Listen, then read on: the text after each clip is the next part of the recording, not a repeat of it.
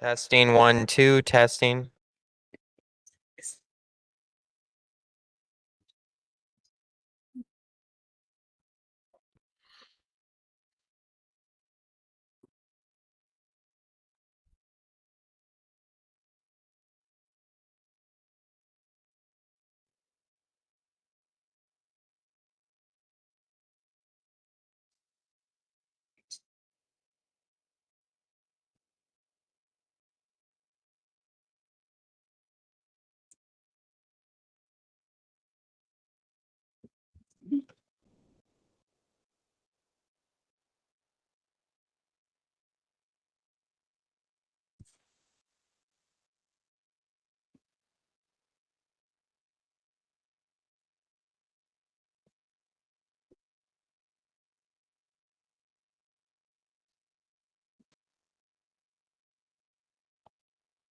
Testing, testing. 1, 2, 3.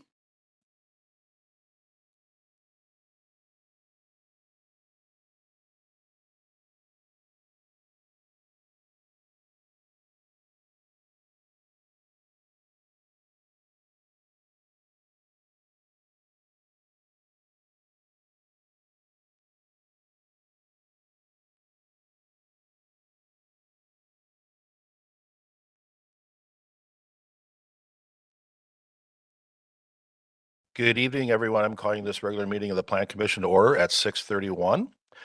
This meeting has been given public notice in accordance with section 19.83 and 19.84 Wisconsin statutes in such form that will apprise the general public and news media of subject matter that is intended for consideration and action. Roll call showing all commissioners are present. Mr. Williamson will be showing up shortly. We're now on to item 3, citizen input. Would anybody like to come forward tonight and speak? You have 4 minutes.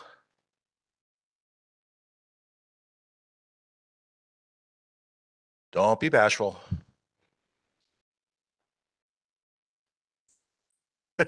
Good evening, welcome.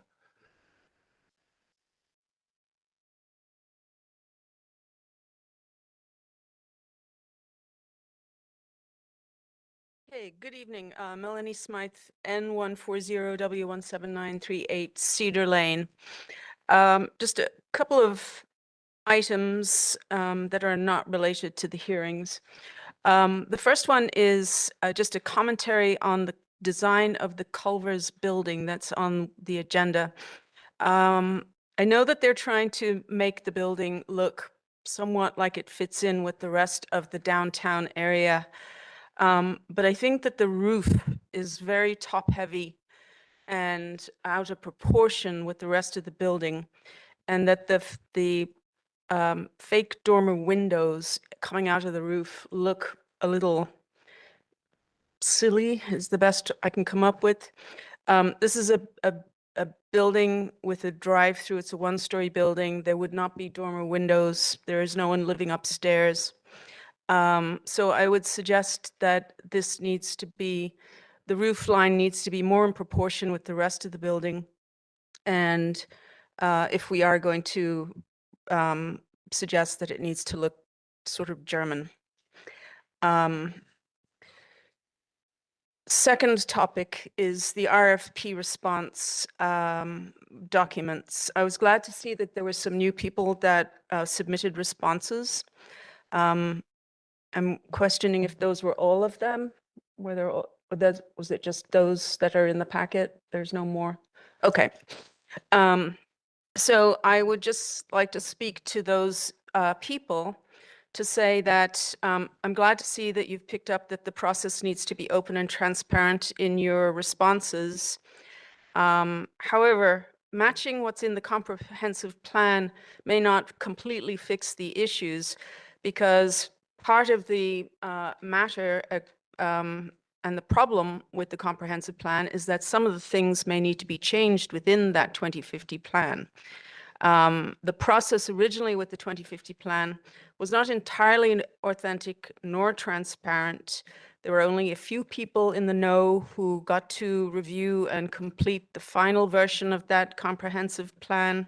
Not even all these commissioners and prior commissioners were able to be part of the process. And so I would definitely encourage that any of the plan commissioners who want to be part of it should be part of it, be allowed to be part of it, and also be part of the way in which the engagement is conducted, not just sitting there monitoring what you call them, I can't even think of the word, whiteboards, as people are making their comments or guiding the conversation at tables.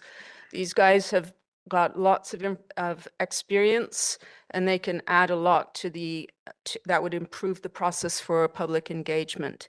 So I would encourage that, and I would also reiterate that the 2050 plan has parts of it that need to be changed. Okay, so third thing is to the developers in the room. We've had a lot of residential developments come through looking for consultations, wanting to get approved. You know that rentals in this village are an issue. You know that high density is an issue. But one of the things that can really make it a difference in the quality of the way in which your developments can look is the proper application of building materials on the exterior. I would rather you not put stone and brick if it's just like a surface that's applied to a wall for the sake of making it look like brick. It looks tacky to me. Brick has certain qualities. It's intended to be a structural material. It supports other things if it's stacked properly. It's not paint. It's not something that just is applied to the surface. So please, when you are using the materials, don't just follow what's in Tracy Cross. We don't exactly condone all of the way those buildings look. Those are my comments. Thank you. Thank you. Would anybody else like to come forward tonight and speak? Good evening and welcome.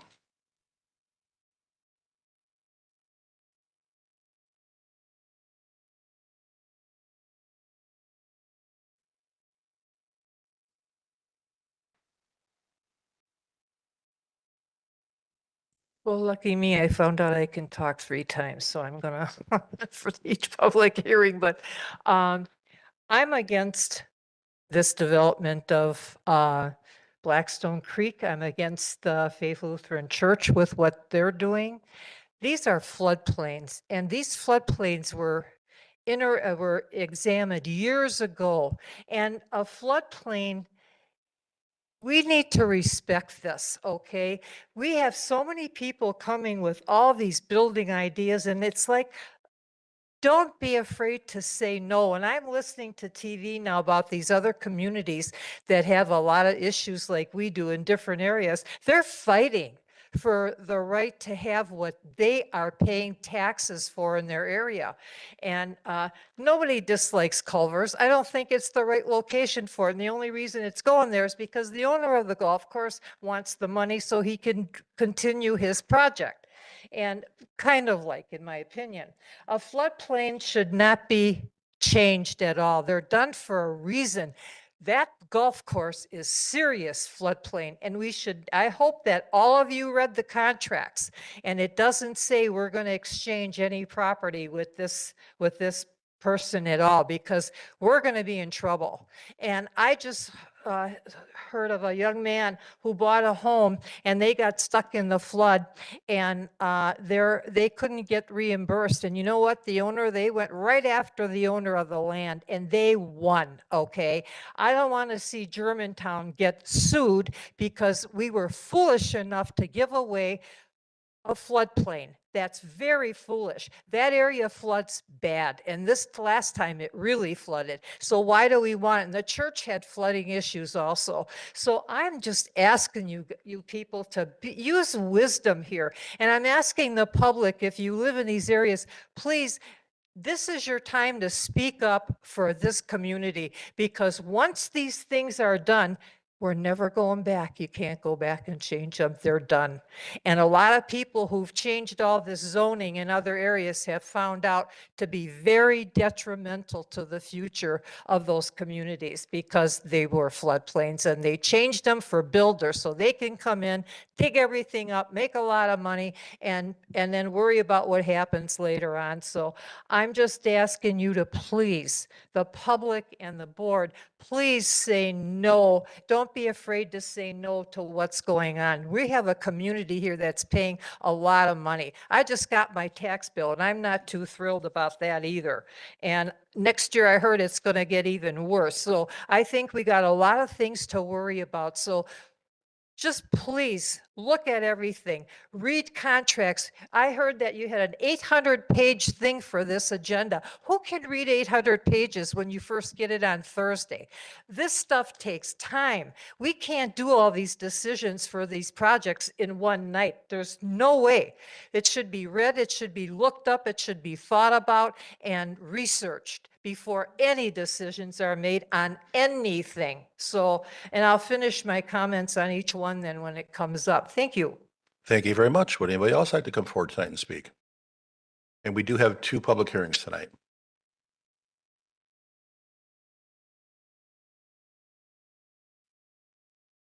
Good evening, and welcome.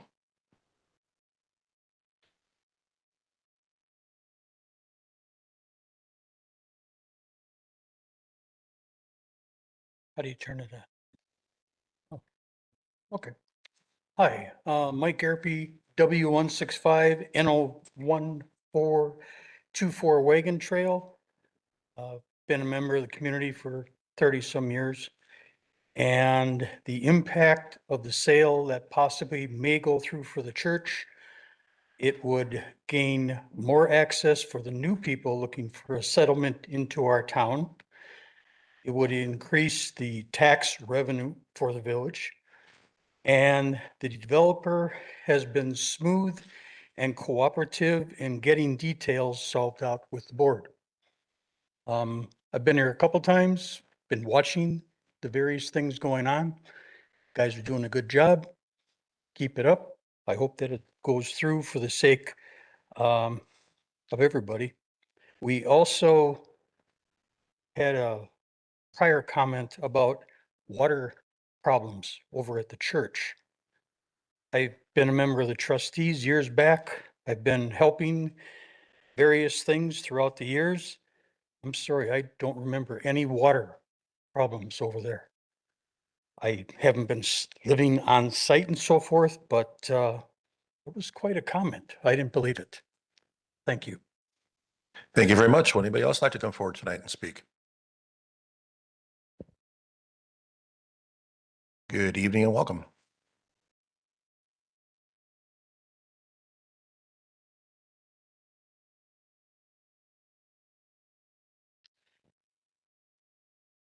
Good evening, Scott Heffley, W159 N1514 Old Farm Road. Just a couple general comments. First of all, the Faith Lutheran, I know they've been trying to develop that for a while, and they actually reduced the amount of units going in there. When I was looking through the information, it said that it was hard, kind of looking to get some buffers in there. So there's not as much that people see when they drive by, but it's kind of tight in there, so they won't be able to really do that, or there's some very big challenges with that. I'm hoping we can overcome that. What I did like to see is now we're apparently on some of these projects for the first time that I can remember ever, we're actually listing or assessing the project based on how much taxes will come into Germantown. This is all good to know when you're trying to approve things and look at them. You know, before it was a big mystery, you know, what are we really doing here? And I think it's important to know as taxes continue to go up for people. So the Village of Germantown estimate was 44,000 and a little more. Sears said it's going to generate 140,000 in property tax revenue. I'm guessing that's for the whole thing, including schools and all that. So somewhere between the two. It's nice to have developments, I guess, a mixture where you put the taxes on right away after they're built, rather than waiting 20 years inside a TID to get money out of it. You got to have a balance of those things. So let's comment on that. Culvers. I mean, there's a lot of opinions about Culvers. I like Culvers myself, been going there for the kids and myself for years. Just saying at this particular Culvers would have been nice to have the village center district neighborhood master plan developed and use that as a guideline to show us where where the overall layout and the overall continuity should be in the village center district. Is this a good place? I guess the people pushing it say yes, and maybe it is, but I personally think it might be a lost opportunity to see what could have happened with a more comprehensive plan. I will assure everybody here that there is strong support in this community for keeping the golf course, even if it's only 9 holes, because there are a ton of leagues out there, men and women leagues. There's a lot of people come play it from all over the area. Blackstone Pub is a very popular place for people to go. After every varsity football game, it's full of residents, celebrating whatever happens there. And it just for it to go away completely would be a shame. And I don't know what the plans are, but if Culver's in there, that's one thing, but that 9-hole course makes money. The 18-hole course makes money. If you don't believe me, go ask Troy. It makes money. So whatever happens, I would like the village to have minimal cost exposure at all for any of this stuff. We don't need to start putting ourselves out there in developer agreements and promising the world. The developers want to develop, it's on their dime. That's very important because we don't have money in our budget to throw around. Also would like to know what kind of property tax revenue would be generated from the Culvers. I didn't see anything in the handout. Maybe it is there. I was a little confused when I saw the Ascension properties in the RFP for tonight later. I assume we own the building and we have a triple net lease. I don't know why we would give that up. That seems really foolish. So hopefully maybe that's a typo. I don't know. The last part is later on, we're talking about an RFP using Grafe and DeVore Communications. I know Grafe has done a lot of work with us with comprehensive plans and everything. The one thing I wanted to bring forward that I don't think is widely known is I am familiar with the principals of DeVore Communications, Cynthia and Jeff DeVore. I've known them for 15 years. They were 30-year residents of this village, raised their kids here. They know what the residents would want because they are residents themselves for 30 years. So if you're looking at that, I would keep an awareness that that's what the residents are looking for. I think they'd be resident-centric and keenly aware of what they want because they were residents for a long time and they're not outsiders. Also, they did a lot of work in Port Washington downtown and the West Bend Business District revitalization efforts. So anybody goes up there, you can see how nice that looks. Thank you. Thank you very much. Would anybody else like to come forward tonight?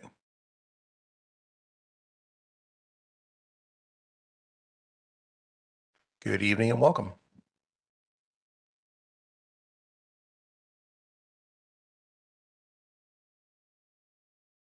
Tammy Schneider from Lannon Road. I see that the Lannon Gateway area is back on the Sutton Home, and I'm really happy to see that they're moving the entrance further north. It will put that entrance on the crest of a hill instead of in a low area on a curve near an intersection. I think it's going to be a real positive for all motorists, including the people who move in there. I do want to mention again that with this development, everyone voted on letting the sewer depth of only 5 feet go in, and that doesn't meet the village criteria of 8 feet. Even the village engineer recommended this be changed, but it wasn't.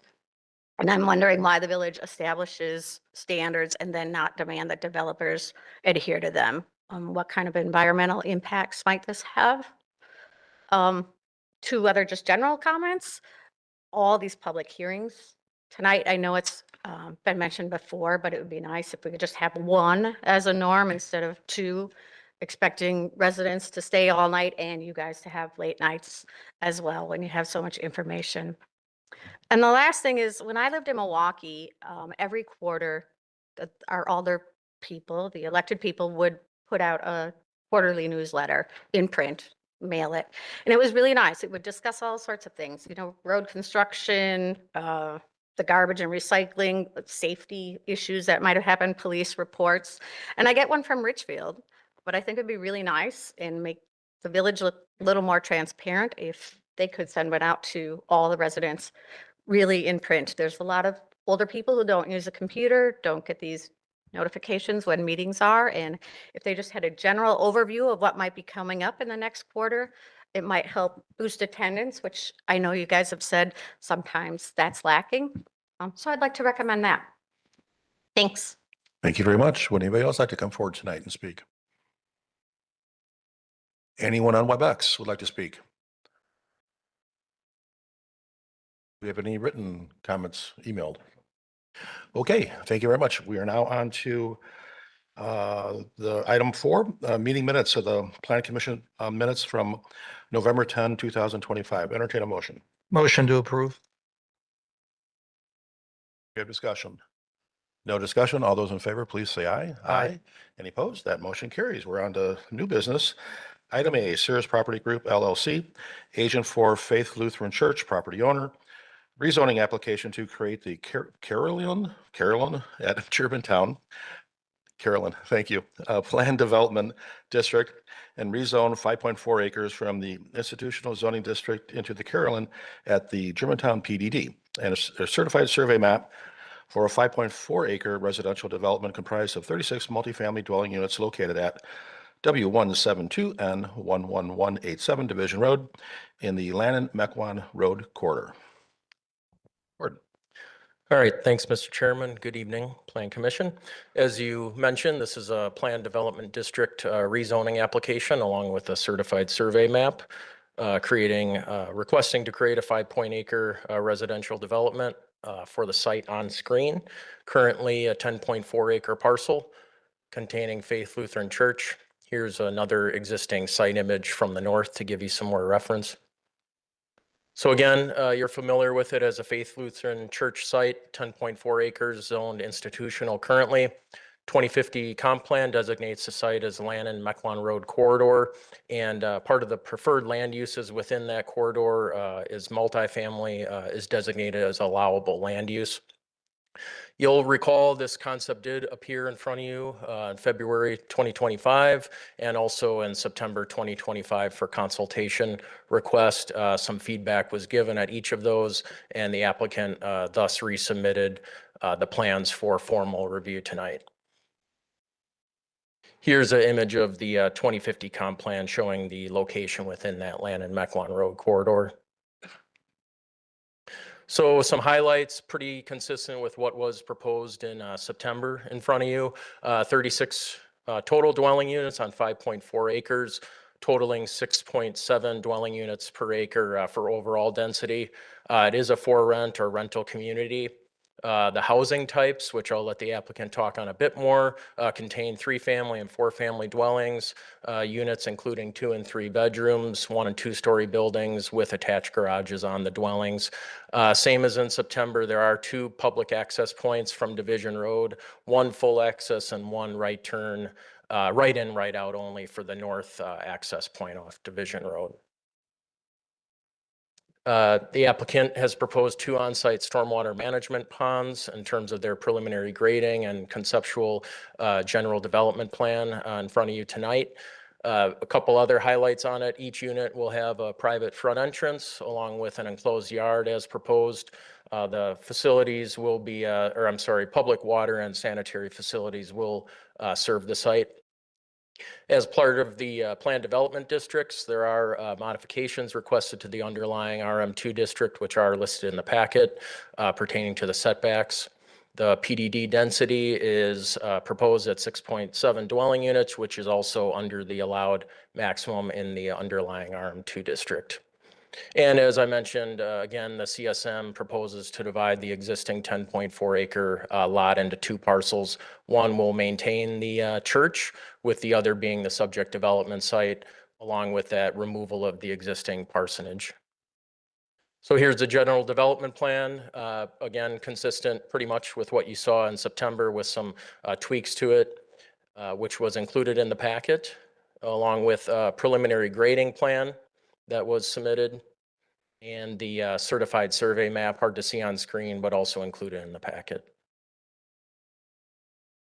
Architecture and preliminary fence details. I'll also let the applicant talk about their housing product a bit more in depth when they come up, but I have included a number of elevations. There were 3 option types submitted and a number of elevations for each option. So again, I've included them in case we have to come back to them. And then you have the preliminary fence detail that was submitted and also the preliminary detail for the monument sign. Additional 3D development images were included, which were revised since the consultation in September. So getting to staff comments, just again, quickly refreshing, allowable land use multifamily within the Lanham-Mequon Road corridor, acceptable densities up to 10 dwelling units per acre within that corridor. This is 6.7 dwelling units per acre. Staff, for reasons indicated in the packet, does, find the uses proposed and density consistent with the 2050 comp plan. And also similar to the past PDD, the Sutton Farm PDD, there would be a developed resolution with specific conditions and restrictions for this development, specifying allowances if this were to move on to the village board. And also keep in mind, final site development plan and building plans would be required prior to the development and actual building permitting of the structures if this PDD and CSM are granted. Getting into the multifamily, single-family housing unit ratio that we're tracking now for all new developments. This was the same as what was shown to you in September. If these units were to be approved and constructed, the current baseline ratio of 75 to 25 would go to 74.7% to 25.3%. So essentially remain the same. Property tax revenue estimated right around $44,000 to the village of Germantown.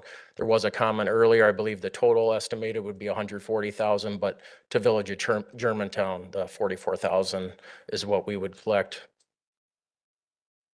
Impact fee revenue, right around $300,000 total for the 36 dwelling units, which understanding would be developed in one single phase.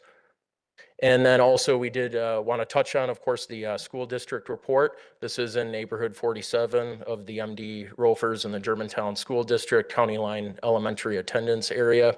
With that 0.11 students per new multifamily dwelling unit ratio, it's roughly 4 new 4K through 12 students that would be generated. So minimal impact on the capacities that were laid out in that report.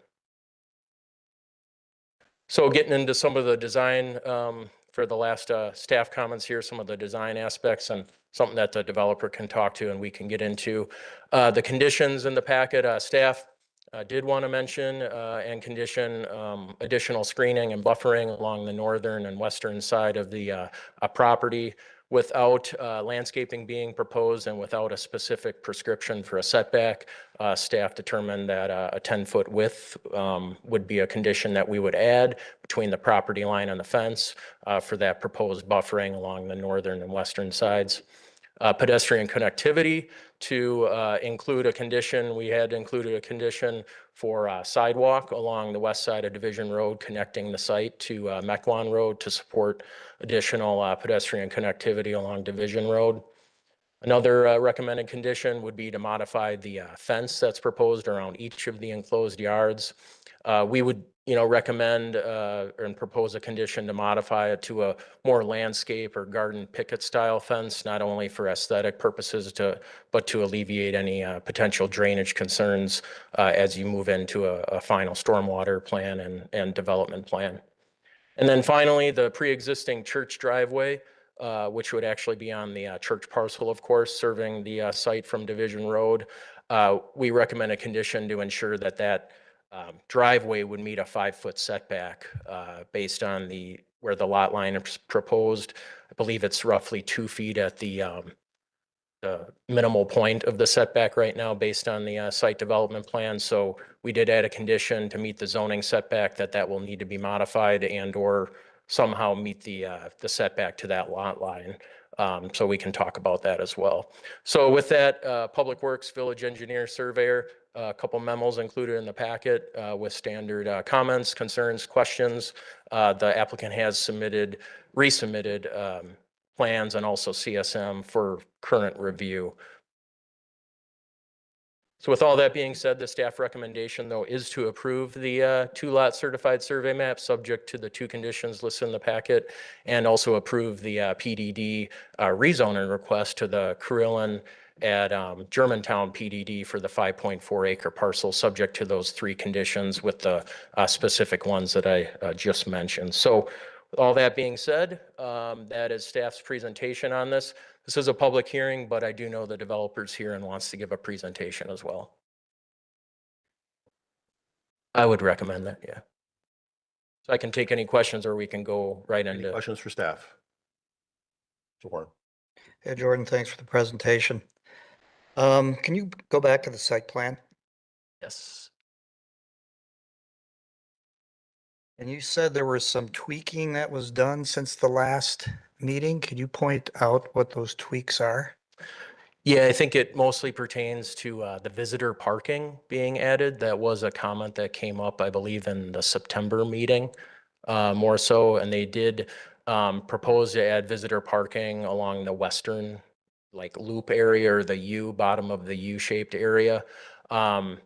There were additional visitor parking spots added along the southern boundary. One of staff's conditions too would be that those two spaces would be moved over to where the other visitor parking is shown to maintain that swath or that land strip between the southern driveway and the property line.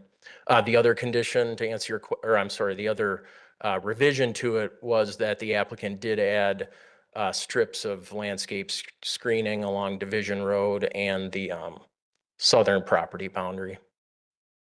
I guess I have a question. Staff recommended screening on the north and west property lines. What's the purpose of that? Who is that for? What are we screening? Well, I mean, it's a standard concept to screen developments. I mean, I understand that the Faith Lutheran Church development is to the north and there's commercial and office uses to the west, but typically, we don't see developments with the development and fences right on property lines for multifamily development or commercial, industrial, et cetera, right? So that was a standard condition that staff thought that there should be at least a minimum area of screening to buffer the development. Well, those standard conditions cost money too. I don't think it's necessary in this case, but anyway. Well, one of the things to consider is the land uses, as Jordan pointed out, to the west include commercial office space.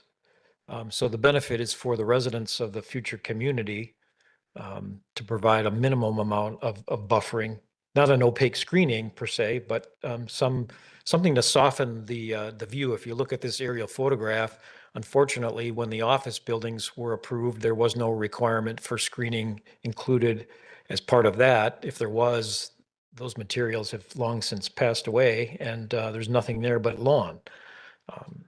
Yeah, I kind of thought it might be for the development. Right. And For their benefit. And also, granted, the church to the north, institutional use, not residential, not that they're operating some operation that's generating a lot of traffic, every day and around the clock. But there is just the benefit of some minimal screening provided from the edge of a parking lot, or in this case, a driveway, to the backyards of those homes that are proposed on the north side. When you look at this graphic, visualize the parsonage and all of the existing trees south of the driveway being gone. That's the result of the redevelopment of that southerly portion of the property. Thank you. Further questions for staff? Okay, let's have the applicant come up. Good evening, welcome.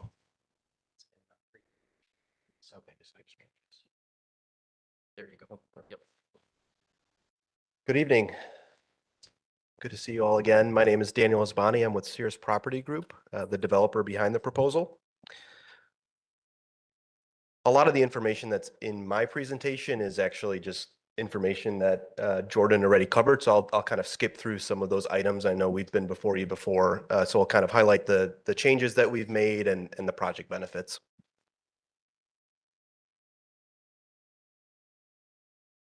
So the proposed development is 36 market rate rental units. The idea and the intent of this development is to create a community that has the look and feel of condominium development, a suburban condominium development, but that has the function of being a rental product. So we have, and I'll actually go to the renderings here. So we have a combination of 3-unit and 4-unit attached buildings. They're primarily single story, but we do have some 2-story product in there that would be for the 3-bedroom units. They're all 2 bedrooms and 3-bedroom units, anywhere from 1,250 square feet up to 1,850 square feet. So larger than a traditional multifamily development unit size for the 2-bedroom and 3-bedroom floor plans. Every unit would have either a 1-car attached garage with a driveway apron space or 2-car attached garages with 2 driveway apron spaces. And with the additional surface guest parking spots that we've added, we're at a 3-to-1 parking ratio, which exceeds the minimum standard set forth by Germantown. The product we believe will attract 2 primary renter segments. Number one is empty nesters that have been living in Germantown for quite some time that don't have an option to downsize. They're age in place, they're renters by choice. They're looking for a unit that has the look and feel of a single family community, has a private driveway, a private front door, enclosed backyards for the grandkids to run around, for the dogs to run around. This is really meant to appeal to them and allow them to downsize, not deal with the ongoing maintenance of owning a home. The other side is younger families as well that might find it too difficult to enter the Germantown community right now due to housing cost. This provides them with an alternative housing option that would be appealing, maybe as they're saving up for a down payment and just want to be here for either the schools or any other reason that they desire. So we believe that this hits kind of both ends of the demographic spectrum. We believe that this aligns well with Germantown's current demographic profile, which is, I believe, a few months ago was presented on. It's an aging population, and so there are a lot more people now that might be looking for an alternative housing option that currently doesn't exist in the market. I know Germantown has a desire to bring in more young families.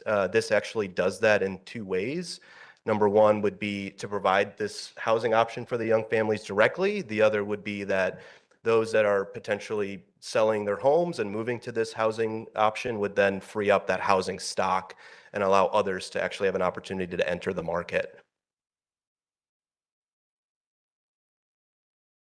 I just wanted to highlight a few proposal revisions that have been done over the course of the last year in working with staff and in working with the Plan Commission after we've received feedback. So as it's been discussed, the original proposal was for 42 units. We did pare that back to 36. We did increase the size of the site. All the way up. We did increase the size of the site in order to accommodate for on-site stormwater management as well, which at first we were thinking we would have a shared stormwater management pond with the church. We're no longer doing that. We actually have 2 on-site stormwater ponds.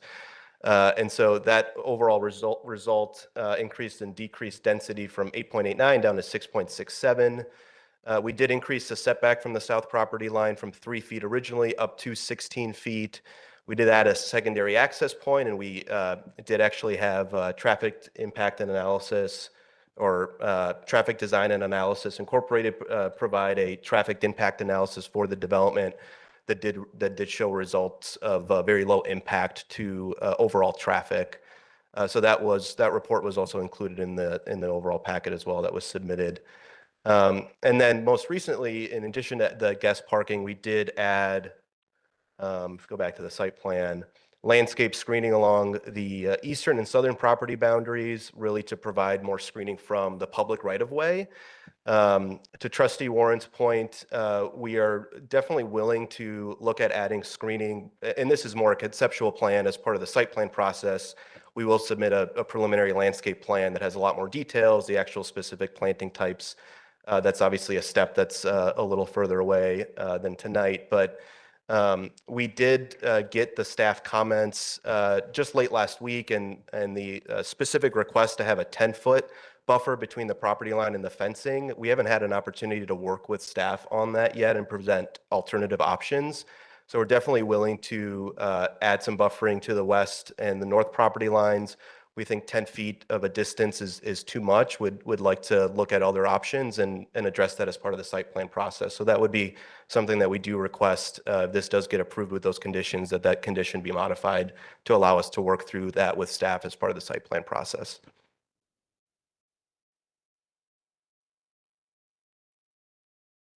Jordan did touch on the school district report already. This development, if you take the data within that report and you apply it to this development, it would generate 4 school-age kids and account for only 3% of the total multifamily units that were assumed as part of that report, which in total is about 1,100 units from now through 2040. So very low impact overall. Again, the traffic impact analysis was completed by Traffic Analysis and Design.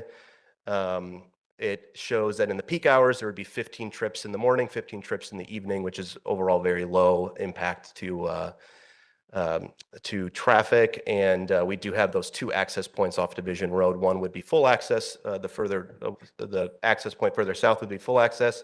The access point further north would be right in, right out only. And actually the report states that either could be full access and it would actually have no impact because the development is so small. But we are still maintaining that the north access point be right in, right out only. This community would be managed professionally. It'd have 24/7 professional property management, lawn care, snow removal, landscaping would all be professionally managed for the residents. There'd be weekly trash pickup. The site plan doesn't show a trash enclosure because there would be private weekly trash pickup with a 95-gallon kind of general trash bin and then a recycling bin as well, as you'd see in a normal residential community. And then each tenant would have to go through some screening requirements, would include a credit check, background check, referral check, and their monthly income would have to exceed 3 times the rent. The project benefits, this would, like I mentioned, provide an alternative housing option that's not currently within the Germantown community. We believe that it does align very well with the current demographics of Germantown. This is meant to be a very high quality multifamily development that again resembles a suburban condominium community. I wanted to also note that in the Tracy Cross study that was performed in 2024, that it does actually identify this product type as a need, as a specific need within Germantown. There's a quote here that we provided. It's actually on the first page of the Tracy Cross report that strong consideration should be given to the introduction of a ranch, so primarily single-story villa rental program targeting the active adult age 55 through 74, but not restricted to this segment since other profiles will find this product desirable. That does actually directly meet what we're trying to do here and the intent within the development. I did also want to highlight that, again, to Jordan's point, we are within the comprehensive plan. The housing objectives laid out within the comprehensive plan. Here's a quote that I also pulled out from the comprehensive plan that talks about the housing goals. It's developing a diversity of housing choices is an important part of community resiliency, allowing residents of all ages to grow up and stay in the community through all of life stages. This will also take land that's not currently on the tax roll. It's church land. It would be putting it on the tax roll. We're not asking for any sort of TIF or any sort of financial incentive. And so this would be generating approximately $130,000 in total across all of the taxing jurisdictions in new annual tax property tax revenue, and then would generate about $300,000 in impact fees. And with that, I will take any questions and happy to provide any additional information. Great, thank you. Questions for the applicant? Yeah. Scroll back to the renderings. Yes. That one right there. This one? Yeah. Yeah. So there's a lot of trees in the picture. Yeah, this is not, sorry, to be clear, this is not a community-specific rendering. This is to highlight the architectural character of the development. Okay. Yeah. So you're not intending to install trees behind these units that are presented on your concept plan? These are trees that are just kind of wrapping around the internal drives. Again, happy as part of the site plan process to provide a detailed landscaping plan and work through those details. This is meant to be more of a conceptual rendering. Okay, great. Yeah. Bob? So I don't know if you're aware, but there's a Culvers that may be going across the street. Yeah. Now, the traffic analysis that was done for Culvers was also TADI, traffic analysis and design. Okay. Same people that you used. Did anybody take the time to compare the two? I don't know if Culvers took into account your development or if your design took into account of culverts, and I just want to make sure they're meshing in there. So our traffic study did take into account the Blackstone development. I'm not sure exactly. I know there was multifamily as part of that, the Culvers. I'm not sure the specifics that they threw into that report. I know that it was part of our analysis as well. They also included some of the other pipeline projects into our report just to ensure that if all of those did get approved, we're looking at that data and not just what we're trying to do by ourselves. I don't know if the Culvers took our proposal into account. I would have to, maybe Jeff can answer that. The timings of the two studies were such that, as you point out, you could account for the Culvers and Blackstone Creek, but their study that was done much earlier didn't account specifically for this project, but did have a factor for background traffic growth. And the volumes are so low. I don't think there's a problem, but it's always worth asking that question. Sure. Could you clarify on that landscaping, the 10-foot area, why that's a problem? And I'd Yeah, like to ask absolutely. staff if they could live with lesser width? Yeah, so as it's currently shown, we have the fencing, and it's kind of hard to see at this distance, but behind the homes along the west and the north, we do have the 4-foot fencing proposed. There's actually a consulting firm called John Burns. They're a national consulting firm that does a lot of research for multifamily developments. This product is much more popular in the Sun Belt region of the country. And so they have a lot of data to work with down there. And they actually did a study with those renters to determine the value of a private yard versus just general open space. And what they found is that renters attributed almost no value to just general open space, just a big grassy lawn that they, have the right to use versus a private yard that they can let their grandkids or their dog go run around and play in. And so that privacy is not necessarily meant to be visual privacy. It's meant to be private space, private outdoor space for that unit, for that resident.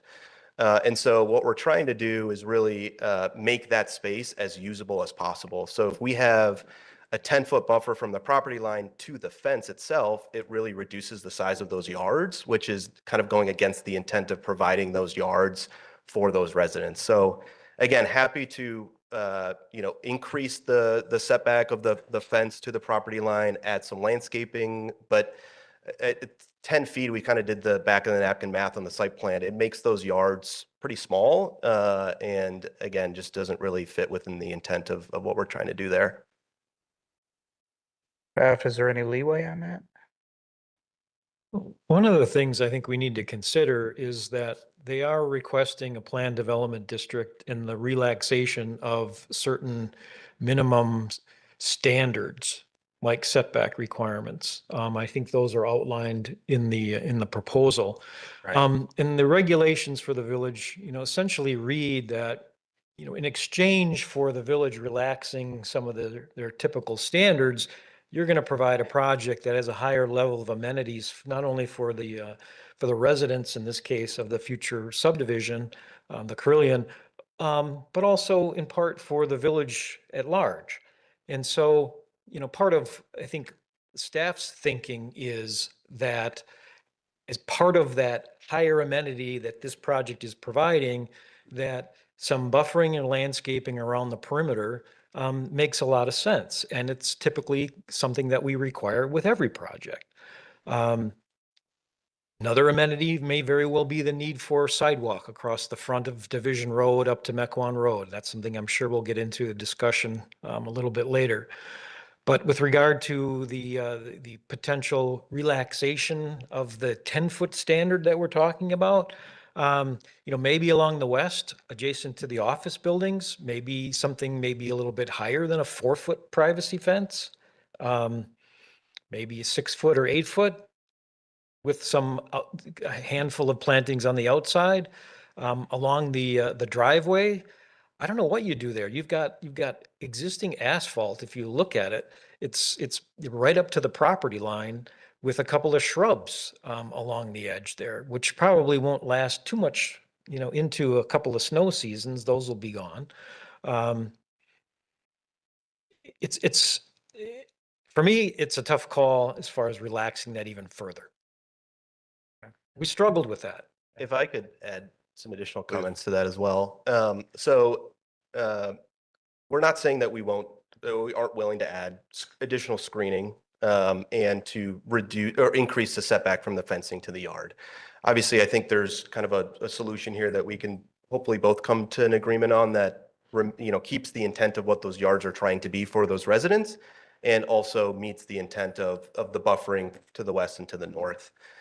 In terms of the PDD and providing an exceptional product here as part of that, we are adding costs throughout the rest of the project to that isn't necessarily required. So the building materials that we're proposing are fiber cement or engineered wood and masonry, when we could be providing a vinyl product that is a higher building material that adds a lot of cost to the project, but is meant to kind of showcase the overall high quality nature of this development.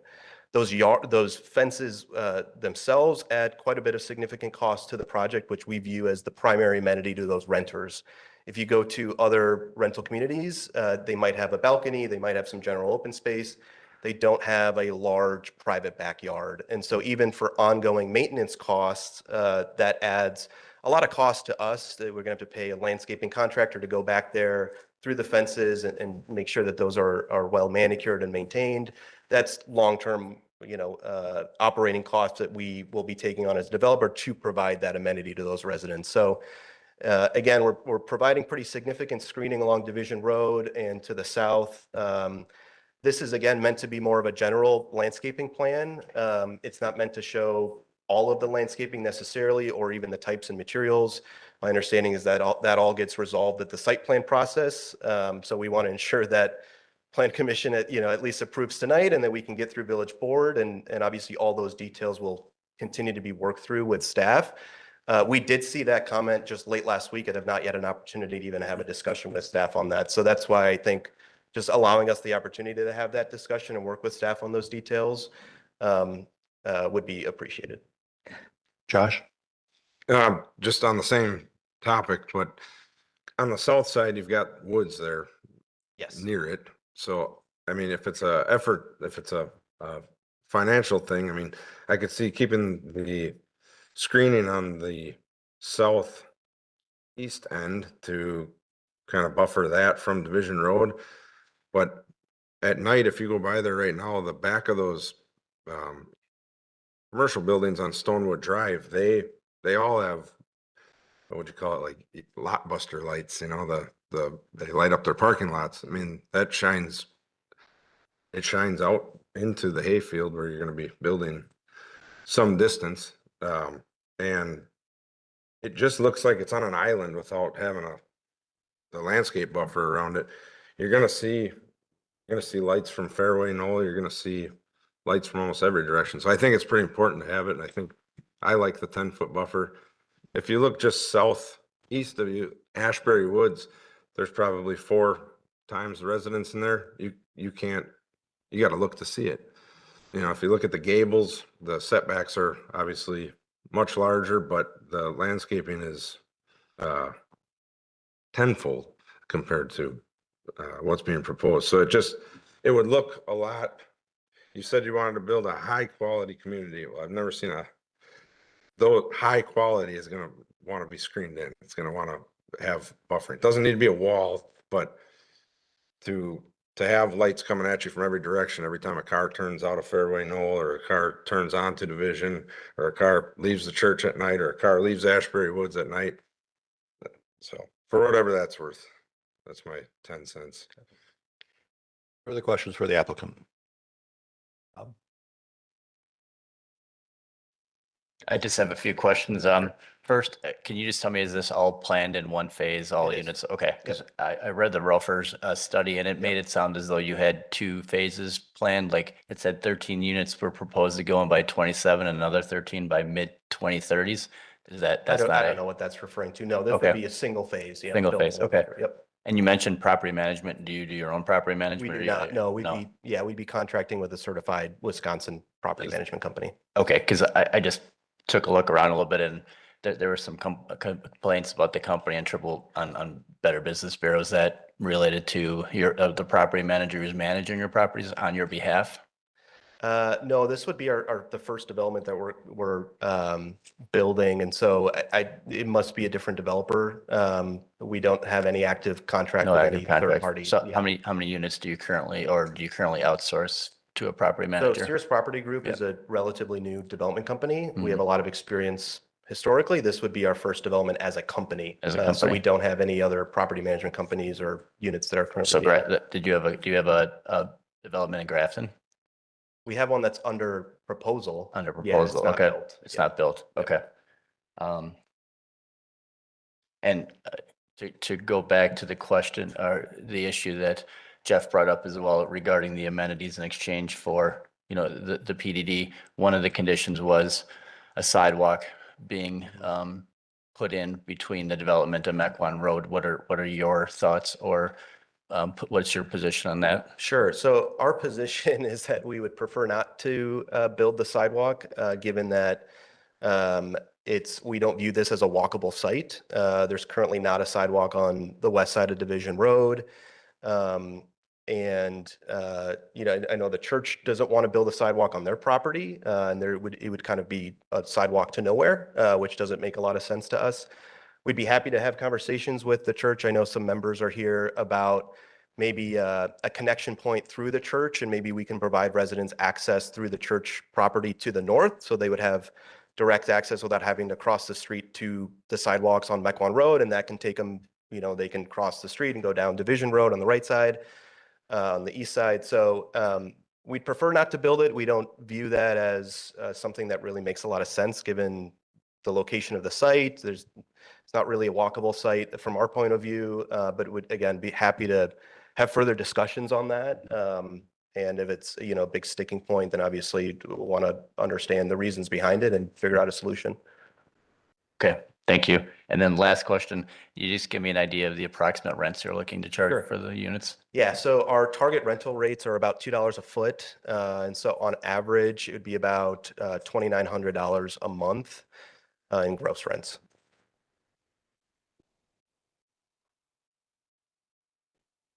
Bob? Bridget, go. Bridget?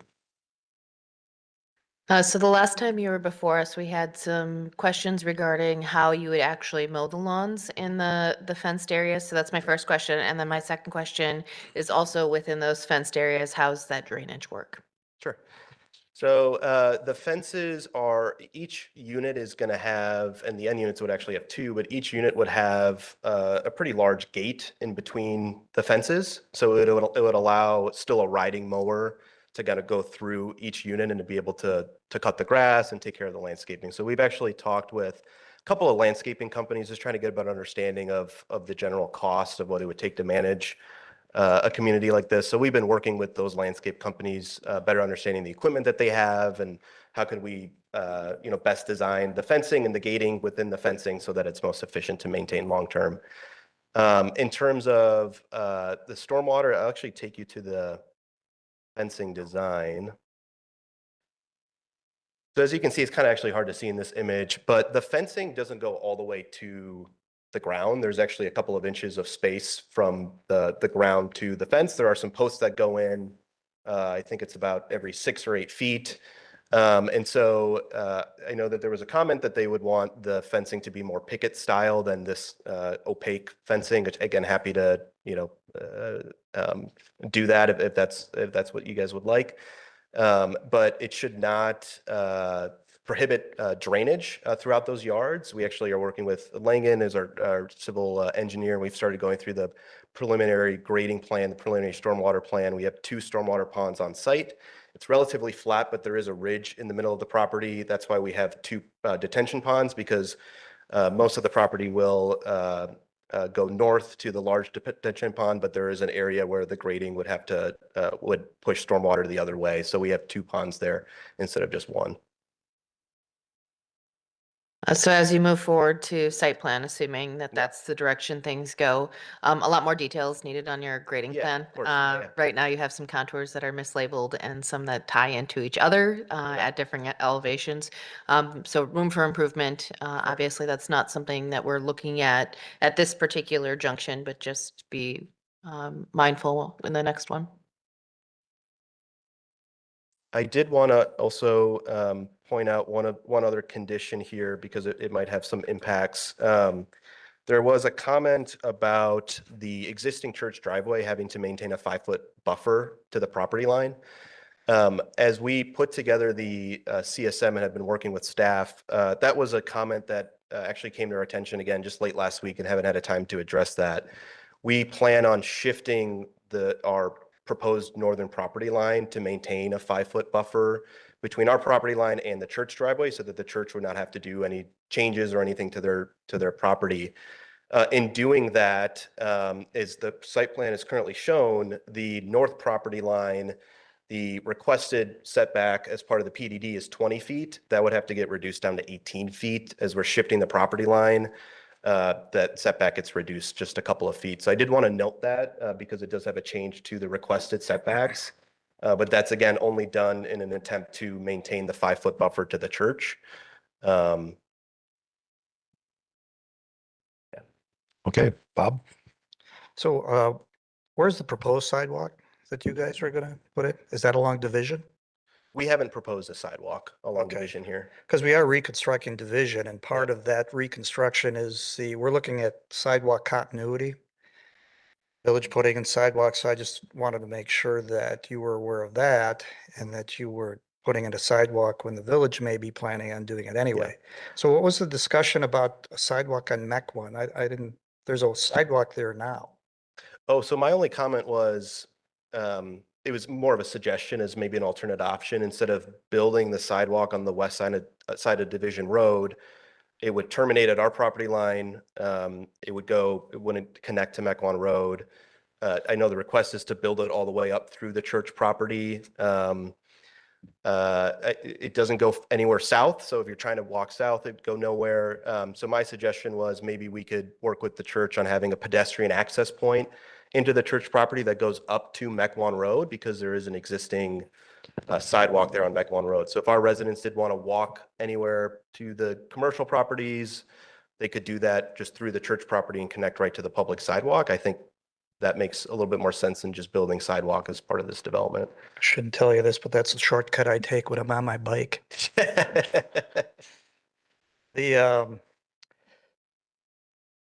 I can't see making a developer, and we do this sometimes when it's completely off a development site, and then we request that they add sidewalk and property or areas that's not part of the development, and you incur all of these additional costs.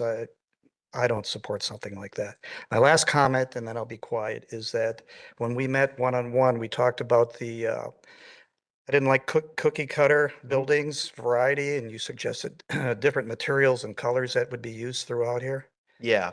So we have 3 proposed color palettes that would be intermingled throughout the community. I'll actually go to the rendering here. One thing that we're doing as well, and this is kind of the added benefit of having a mixture of both single-story and a 2-story product, is that we can intersperse the 2-story buildings throughout the development. So if you're looking down this street, you see single-story, you see 2-story. They don't look the same. They're not all cookie cutter. That's the intent there. Obviously, as part of the site planning process, happy to adjust colors, happy to adjust materials, happy to look at fenestration and other details within that and ensure that there's support on the architecture. But the intent of the architecture reflects the intent of the product, which is to provide an age-in-place housing options, primarily single-story, all the primary bedrooms on the first level. And so when you change the architecture to then try to reflect something that this is not, it detracts from the benefit that we're hoping to provide to the residents.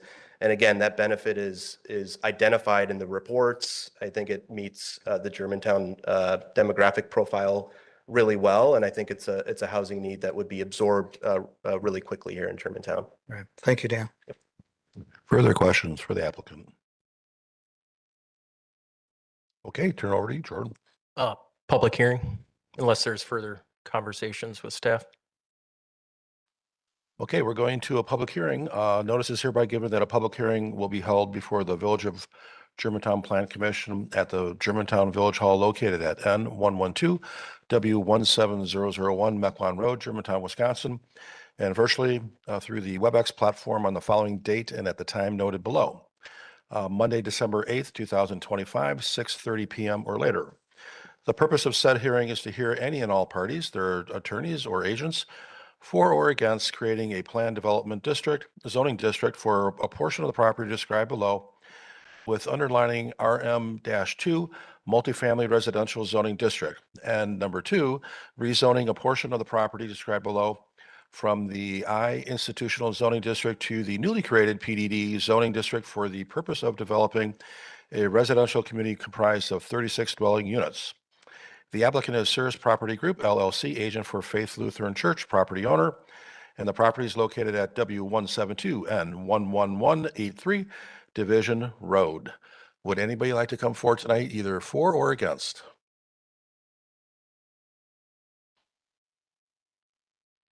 Good evening and welcome. And you have a 4-minute limit.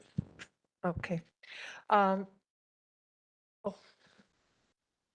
I just have a couple questions. I know you've all asked good questions, but I'm concerned about the legality and contractual issues here. He mentioned something about the churches and that. When a church is involved, that means to my mind tax exempt. There's a story about a church, I won't mention the town, they built on their church. And after a few years, they went and asked for a tax exemption. They had trouble renting and then they got grants and the whole thing was a mess. And I'm asking you guys to make sure if you think this is good, you better have an attorney that is very up on land use with this type of project, because I don't want to go through what we did with the last part with all the buildings that we had to buy. And what happens if the church decides in 3 years, who owns this property? He's talking about a manager. Who's going to control what's in that contract? Is it good for our community? What if these people can't afford it? What if they go to the government for a grant? How do we protect ourselves from this? We have to watch what this is going to happen here. We really do. That this church does not go back after 3 years like that other one did and ask for a tax exemption, because that can happen. You can't trust this anymore unless it's in writing, and we better have a good attorney to look into that. And so we better look at what's going on with this and checking your contracts. And it might be good to, because we do have, our president does have the authority under our restrictions to contract with an attorney that is very experienced in this, because with this situation, when there's a church involved, what I don't want to see what happened to this other one in this other town, because it was a mess. And we don't need any more messes, and anything that has to be done should be contractually required that we aren't going to pay for it. The developer is. So I think there's a lot of legal ins and outs here that should really be looked at before you guys make a decision on anything. And we can't do this in one night, but I'm praying that you'll take the time and go over all this stuff and consider the tax exemption possibility, because that can happen. Who's going to control these contracts? What are the restrictions going to be? What's going to cause problems if people can't pay the rent? There's going to be issues. And they are happening already in other places. So I'm just going to bring that up, that you make sure that just like with the Blackstone, Culver's has 11 conditions or more in their contract. What are those conditions? Do you, any of you know what they are? So this is why we need somebody who's really up to date on what's going on here with this. So I'm just asking you to really be wise with this and look into every detail. Thank you. Thank you very much. Would anybody else like to come forward, either for or against?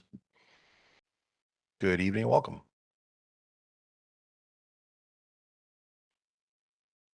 My name's Tanner Hahn. I'm the head trustee over at Faith Lutheran Church. I'm representing many members here, if you want to raise your hand, of showing great support. Even our president of our church is here as well.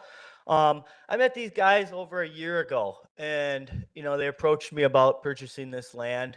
And throughout the last year, I have seen nothing but going above and beyond for not only the church, but the community, going above and beyond for every request that you have done. This wasn't a quick throw together development like culvers or anything like that. They've been working on this for over a year and a half. We've been working on this project. This is about the third or fourth planning meeting that we've been at. So it's not just thrown together last minute. There's been a great deal of effort from those guys that have contributed. They have continued to keep me in the loop and the church in the loop every step of the way.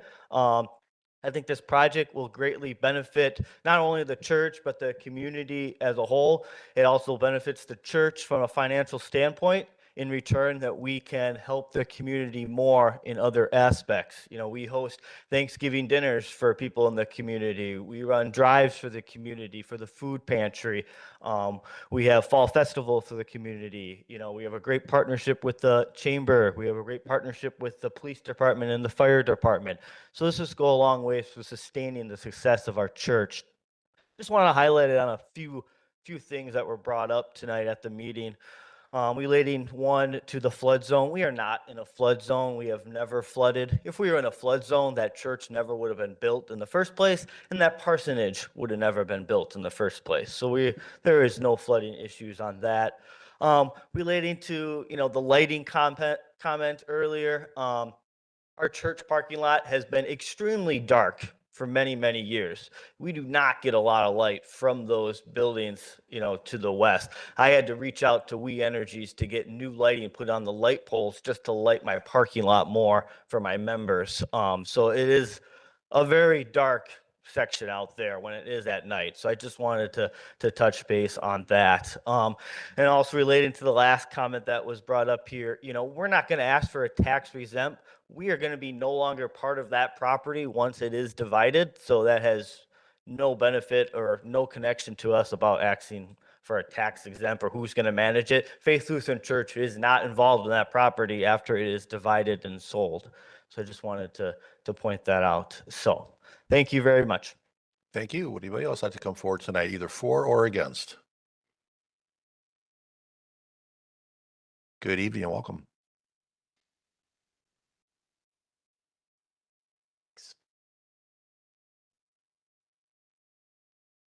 My name is Carol Wasco. I'm one of the members here in Germantown. I've lived here. It's on.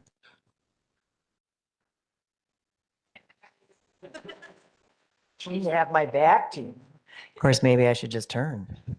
Okay. So my name is Carol Wasco. I've been a member here in Germantown for quite a while. What I've heard for the last number of meetings is how we want to really continue the same venues we've had in Germantown and what really makes us great, because we are a community. We want to bring people into here that are in part of our community. I've had the pleasure to work with them as well. I am a member here at the church, but I'm also a person here in Germantown. And what are we looking to do? We're looking to make sure we bring folks in that would be able to enjoy all the things we have. What I've learned from all of this is that this particular company is in a partnership with us. We want to have the residents come in to make sure that we look at things and from a different standpoint. Logistically, we've had some great proposals from everybody from all sides, and I appreciate that. But we also want to talk about the impact this is. Our school systems, things we've had in the past. What do we really want to do? We want to bring a wide variety of people into here. But we're not going to have a ticky-tacky kind of a look of an apartment kind of a complex. That is not who we're about. We are about making sure that we have a beautiful opened area. We have beautiful buildings that are representing what we have, but we also want to look together in a community, bring the people in for that. So we've looked at that with the logistics. We've looked at that on the impact. We've also looked at it on the designs and the different environmental aspects of it. We are definitely not in a floodplain, and I'm going to also say that. We want to make sure that everybody knows we've worked regarding the bedrock, we've worked environmentally, what we're doing from the rest of those things, and I think that's really important. But I think the whole thing is how we're going to be a partnership within the new people we bring in, with all of you here, all of my colleagues from Germantown behind me as well, that's what we want to be doing. We're going to look at the individual details that everybody has brought up regarding logistics for the landscaping, et cetera, but we want to make sure that we're aesthetically pleasing. We're definitely putting through what we need. And as we look for Division Road for the different changes, that we look at that as a positive next phase, if you will, because other things are on. There is an entire large walkway on the east side that is there. Presently, we don't have any need for anything on the west side. That's some discussion down the road, but we need to kind of get this started now, move forward with where we're at, and then as we're looking again down the road to do other things.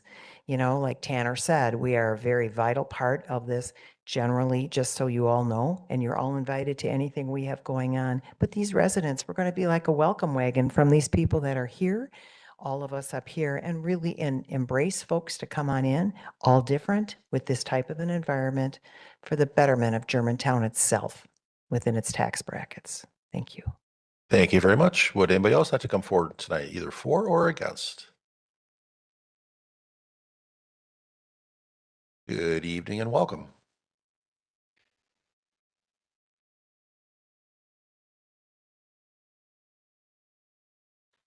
Melanie Smythe, N140W17938 Cedar Lane.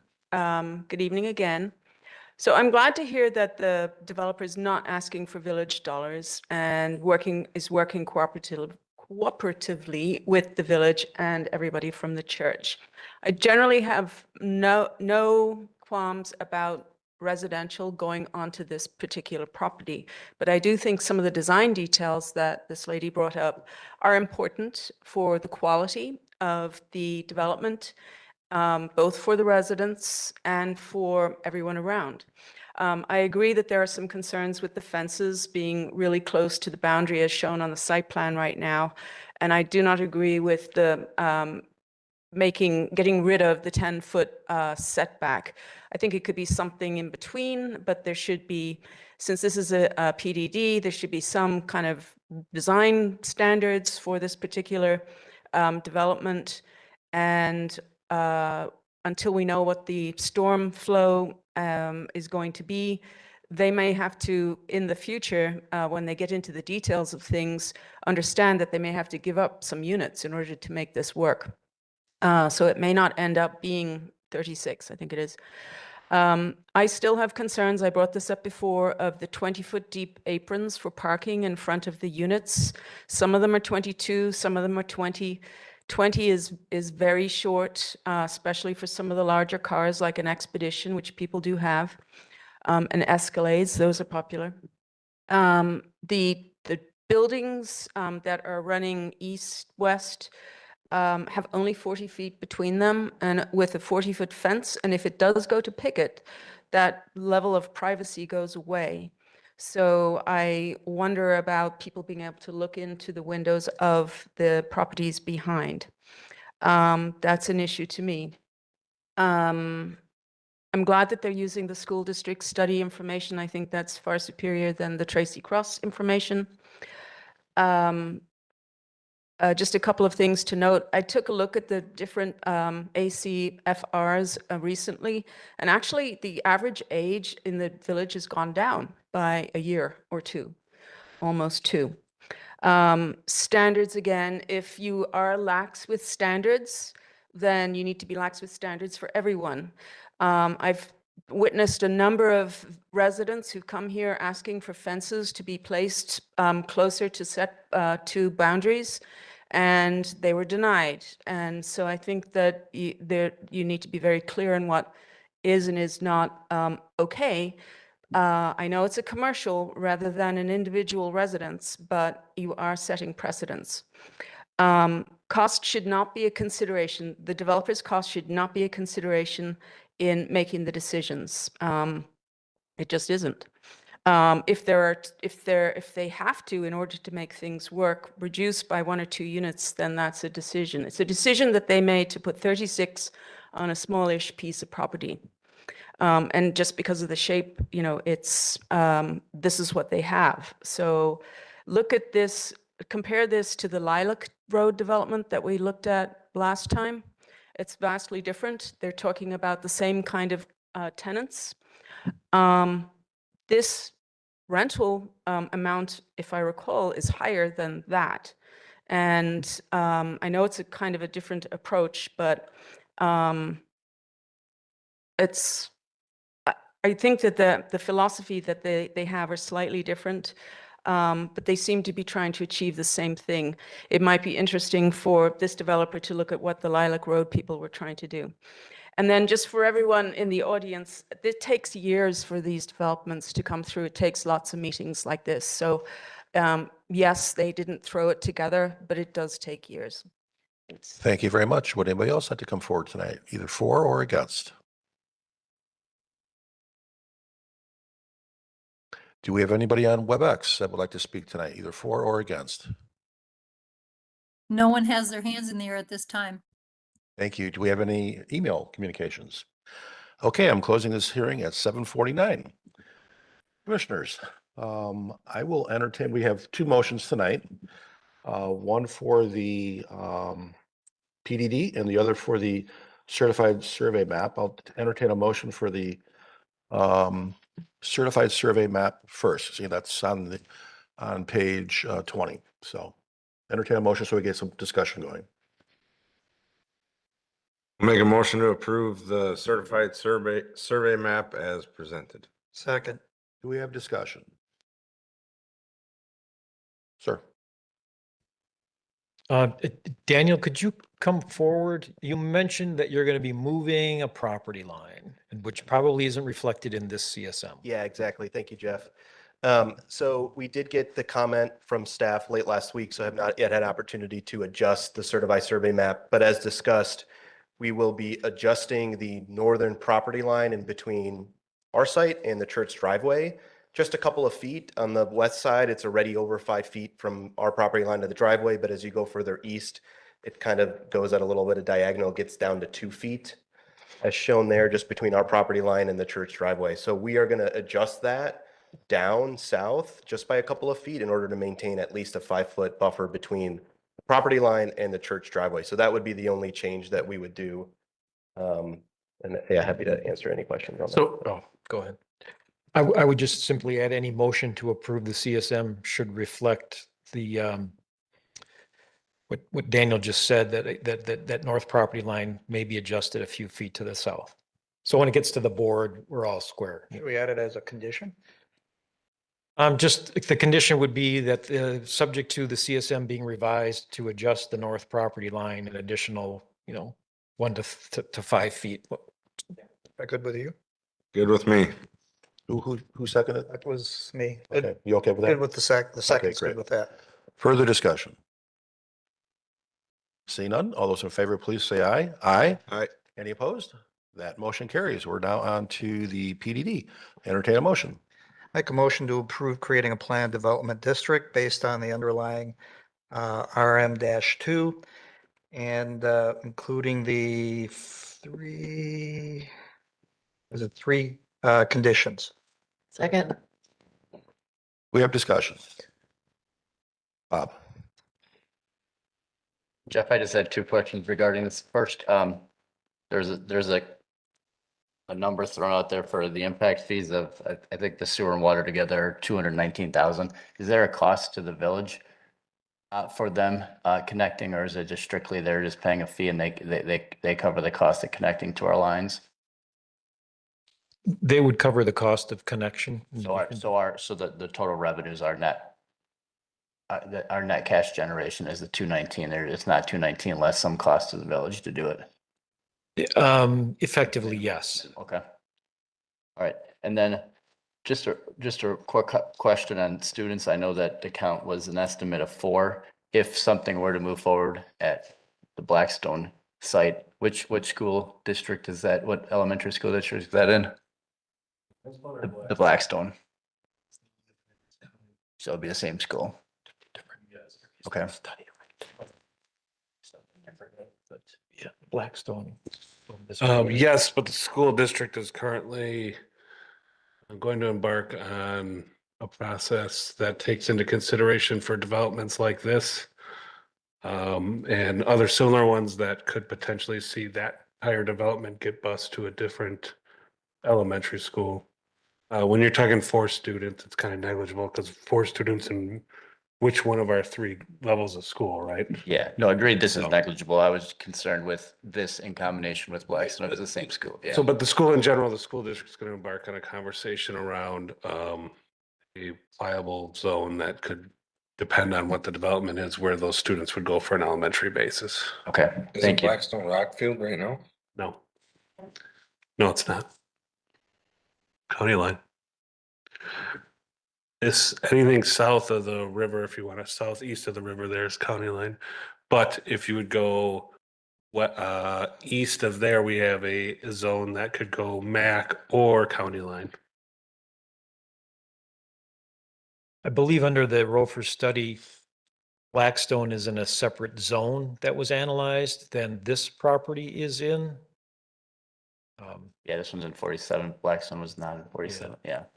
Okay, and then last question was regarding the sidewalk discussion. It's a condition included in what was just proposed. Correct. Given Bob's comment that the village is putting in a sidewalk on that side of the road at the village, I mean, am I understanding correctly what you communicated before? The village is already putting a sidewalk in? Well, we have the village engineer here in the audience who may be able to address that more specifically. Kevin, are you able to address where sidewalk is with respect to the current design?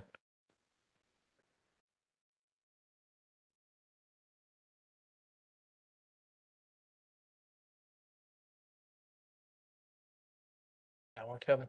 Oh, yeah, that one works. Good evening. The existing sidewalk is along Mequon Road.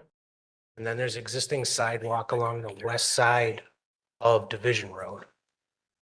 East side. Excuse me, the east side. Thank you. Excuse me, the east side. Thank you. So along the east side of Division Road, it runs down all the way to Virginia, where there's sidewalk there at Virginia.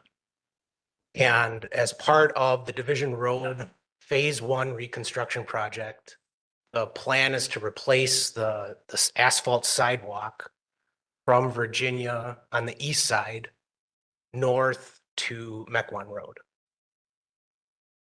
At the northwest corner of Virginia and Division, we're looking at making pedestrian connectivity in that space. So that way there's a safe crosswalk compared to what currently exists to cross over towards Ava Circle.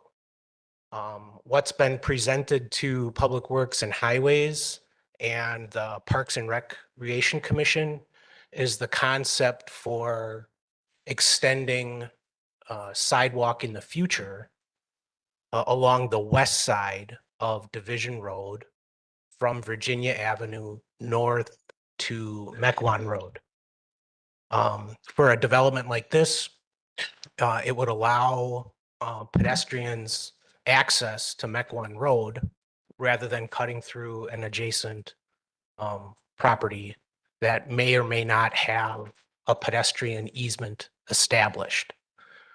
So the way it's identified at the Parks and Recreation Commission was for future work that the village would reserve the right to require a asphalt sidewalk in the right of way, potentially with an adjacent development, with the intent where those residents living in that space would be able to walk not on Division Road, but in a separated sidewalk, so it's connected to the sidewalk on Mequon Road. So that first phase of Division Road construction is planned for spring of 2026.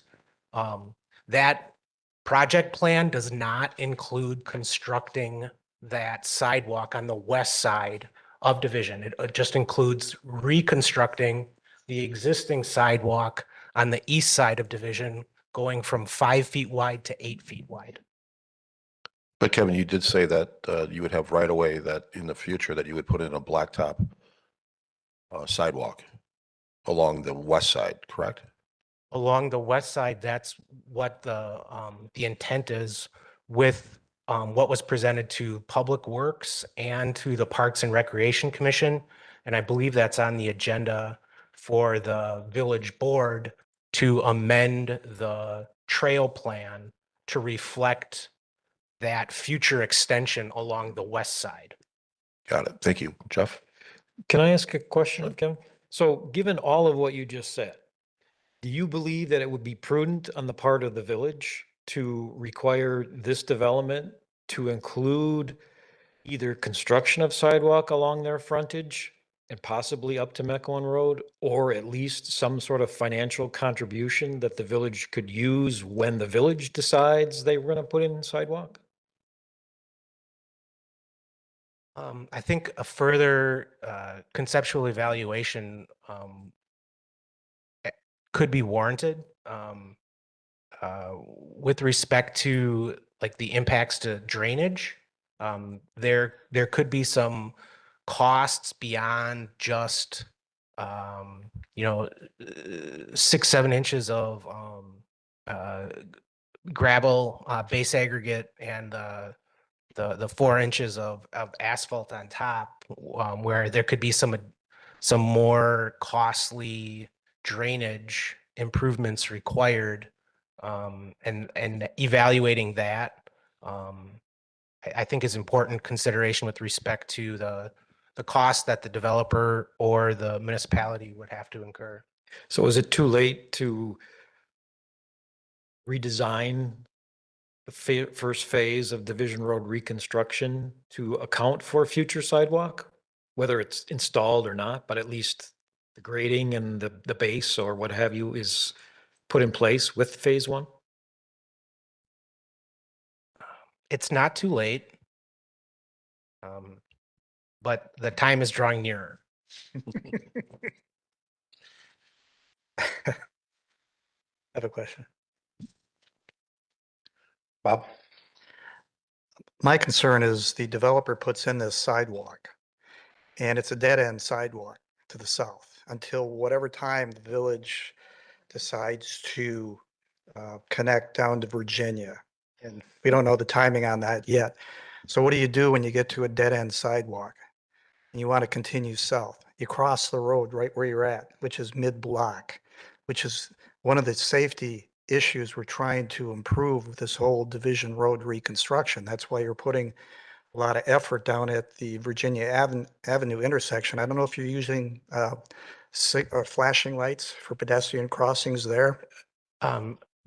Rapid flashing beacons aren't planned at that intersection at Virginia at this time because it's a new crosswalk. So, but we're you'll have looking at cross pavement marking for crosswalk pavement there. markings would be established. So in my opinion, requesting this developer to put a sidewalk in here is just jumping the gun on this, and it's creating more of a hazard than a benefit that it creates. That's my opinion. Further questions? Kevin?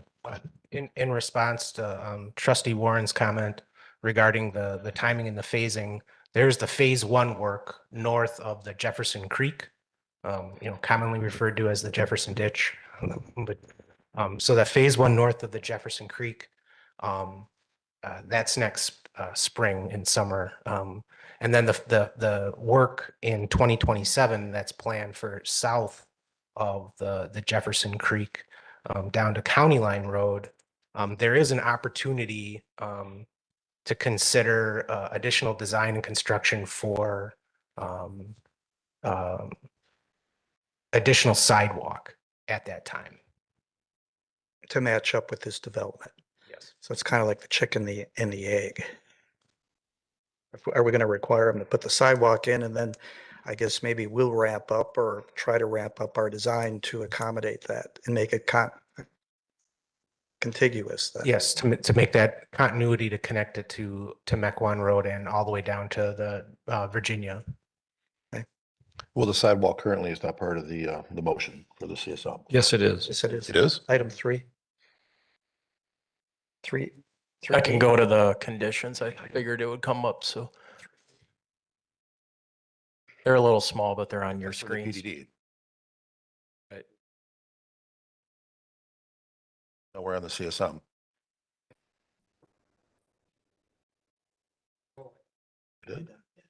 We did not. No, you. Right, we have a motion for the CSM. So, Russ? Just taking in both Mr. Warren and Mr. Retzloff's comments on the sidewalk. The safety issue would be my biggest concern. To your point, you reach the dead end and now you're crossing mid-block where traffic isn't expecting you to. But I think Mr. Retzloff provided a simple solution, potential funds added to the village for when that construction would become prudent to do the sidewalk. I would be amenable to that. Okay, further discussion on the motion for the certified survey map. Bob? Can I just comment on the sidewalk? I mean, from a safety issue, don't we have the same issue for the folks who are going to be living in the subdivision? How are they going to get to a sidewalk? They're going to have to cross the street. They're going to have to cross Division Road to get to the sidewalk on the opposite side. So you have the same issue with those people, which to me, it seems as though the sidewalk that's being requested is almost solely for the benefit of the people who are going to be in this development to get from their development to Mequon Road. Otherwise, they're going to be crossing the street to get to Division to walk up to Mequon Road, and you have the same safety issue as if somebody's crossing the street the other way. That's just my comment. The discussion on the motion certified survey map. All those in favor, please say aye. Aye. Any opposed? That I'm motion sorry to carries. interrupt, but the CSM motion was already approved unanimously. We're on the approval of the PDD with 3 conditions. Oh. Thank you, Deb. Thank you. You're welcome. Thank you.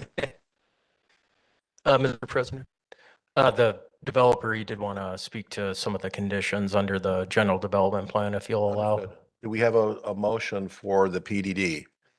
Yeah, he made. So we have a second. All right. And we're in discussion. So yes, please. So yeah, I wanted to highlight a couple of things within the conditions. Daniel, the conditions are on screen too. Perfect, FYI. thank you. So as discussed, number 3D, it's the condition to increase the setback from the lot line, the northern lot line to the church driveway as part of the CSM approval. It was conditioned that we will do that.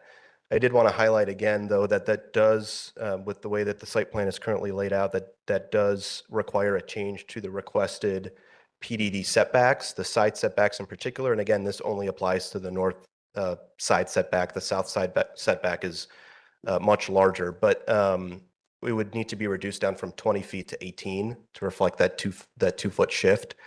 So that is something that I would request be included in the approval. I did also want to again discuss just the 10-foot requirement for the fencing to the property line. Again, we are very open to increasing the current setback as it currently stands for the fence and the lot line and adding some landscaping. We don't have opposition to doing that. I do think, though, that that is something that should be discussed and approved as part of the site plan process. And again, we have not yet had an opportunity to discuss with staff in more detail, present some alternative options, alternative solutions of what the landscaping could look like. So that would be something that I request be taken out so that we have an opportunity to work through that. And if it ultimately remains in at the staff level for the site plan process, obviously, I think that's something that could be addressed later, but Jeff has. Jeff? I would suggest we leave F in there, but modify some of the language if that's how you feel. Because the site plan is required to be generally consistent with the general development plan and the PDD. And I know the site plan will be submitted relatively soon and shortly, but in case it's not, we need to have something in the PDD that speaks to this particular issue. So I would suggest that if you're not in favor of the 10-foot setback, but some possible other alternative that might be worked out between now and the submittal of the site plan, that the language be revised to read or include in sentence number 2, said buffer shall include a minimum 10-foot setback between the property line and proposed fencing with planting sufficient in size to provide visual screening to a height of 6 feet within 3 years after plant installation, or a mutually acceptable alternative determined and approved at the site plan development stage or something like that. You see what I did there? I'll entertain a motion for, to amend it. There you go. Second.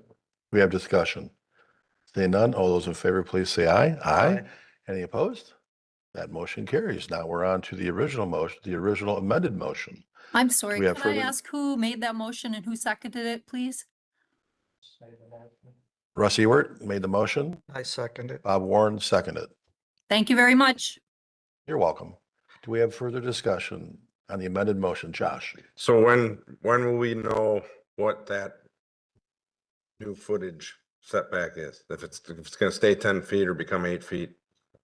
We'll work it out at the site plan step in the process, which comes before you for final approval. Thank you. Bob? Based on all our sidewalk discussion, how does that affect 2E? E as an echo. The developer shall be required to install sidewalk along the west side of Division Road from Mequon Road to the southern end of the subject 5.4 acre. So where are we with that then? Well, it's included in the original motion, so the developer has to install it. Jordan, can you put up the site plan or the aerial photo, the sat photo? But after our discussion with the village engineer, we don't know when the connection would be. There's concerns with safety with this dead ending in the middle of nowhere. We're still gonna go ahead with it. Well, don't we have the same situations in other places with the way that people cross the road? Did you go to the Had other way to area? Bad condition. No, but it would be construction wise more feasible to construct it at the time of everything being torn up. Is there another one? No, there's not another area. Okay. My only suggestion with the sidewalks, and this is my last point, and then I'll sit down, so I appreciate it, is that to the point of, the residents could just cross now, whether there's a sidewalk or not, so that danger still remains. That's a very good point. My suggestion would be to work with the church on a pedestrian access for our residents. If this is really to be built for our residents, can we create some sort of access agreement with the church so that our residents do have the ability to go through the church property, which and to the existing sidewalk along Mequon Road. So then it would actually still provide the residents opportunity to utilize the sidewalk in a safe manner without actually just building the sidewalk for our property. Jeff? I would like to pick up on where Josh was heading. I mean, honestly, we have sidewalks that go nowhere throughout the village, and they've been required incrementally to be constructed when those properties develop. To suggest that you shouldn't require sidewalk unless it connects to something already in existence really means that unless we build every lick of sidewalk we intend to build all at once in the village, then we're going to have these safety issues throughout the village, which I think is just a red herring, frankly. And I apologize for disagreeing with your position, but we have that all the time. And the village, when it comes time to finish and fill in with segments, the village foots the bill. But when an opportunity presents itself to require a developer, in this case, the church and the developer are asking the village to relax its standards to allow this development to take place, notwithstanding all the other things the church has done for this community. I mean, they need to have some skin in the game too. And I think making the developer and the church build sidewalk across their frontage to Mequon Road consistent with the village's plans makes a whole lot of sense. Would that be concrete or asphalt? Because I know, Kevin, you mentioned you're going to have an asphalt on the west side of Division, correct? Asphalt, okay. Or contribute financially to a fund that can be used at the time when the sidewalk is ultimately constructed. And we don't know what the dollar amount is, Russ? Well, that's where I would take it. The village has enough continuity issues as is, especially with some of the sidewalk. Are they 8 foot wide asphalt? Is it just your standard? Was it 3 or 4 foot wide concrete? Whatever standard sidewalk is. What is the developer going to put in? What would you like to, what would the dollar amount be set to build that fund out in order for you to get the continuity down the road? Well, it wouldn't be difficult to estimate what the cost would be. And it may not be accurate. It may not be 100% of what the cost ultimately is, but at least it's a contribution towards the Yeah, no, amenity. what I'm saying is I agree with it because it would give you the ability it would cost the village some at down the road, I'm sure, to ensure the continuity of whatever that design process looks like for Division Road, but it would allow that process to take place at the appropriate time. As far as if you didn't have a sidewalk there now, they're simply crossing at the drive entrance or the road entrance to the west side of the street, are they not? That's not mid-block, that's crossing at a roadway. Oh, I think Mr. Warren's concerns are if this sidewalk ends somewhere abruptly at the south in the middle of this block and they're crossing there, that's where the issue would come up. You're gonna look for pedestrians at a road entrance and exit of a subdivision as a driver.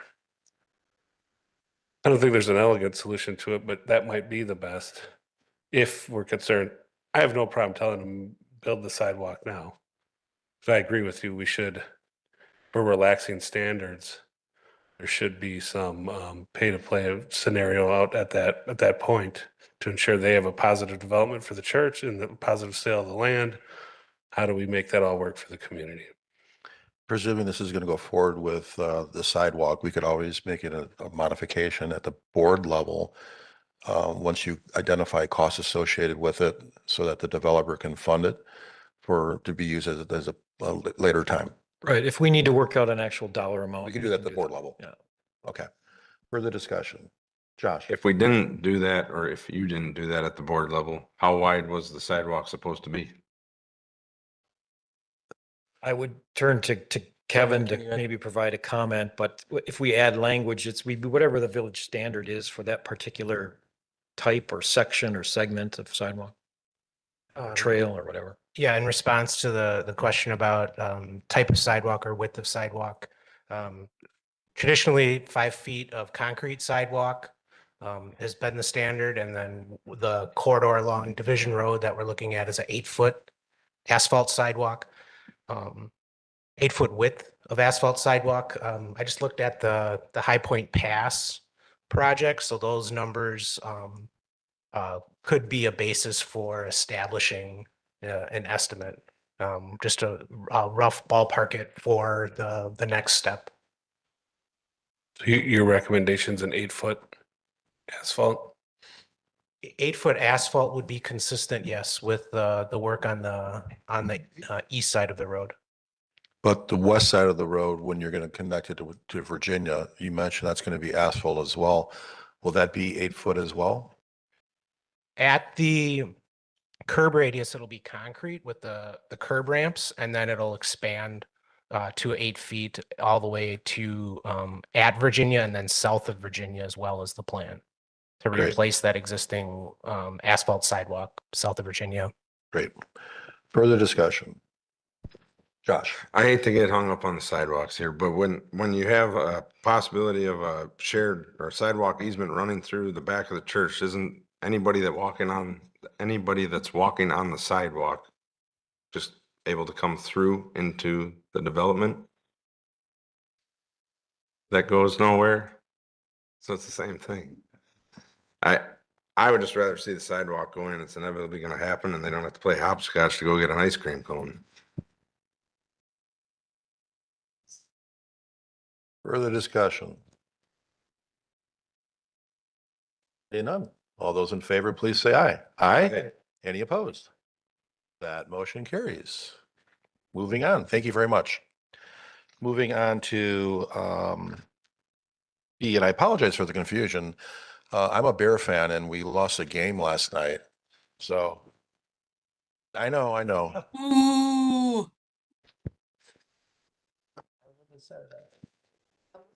We're now on to item B. Community Development Department amendments to the floodplain zoning ordinance, Germantown Municipal Code, Chapter 23, and adoption of revised flood insurance rate maps and flood insurance study. And this is also a public hearing and will be taking action.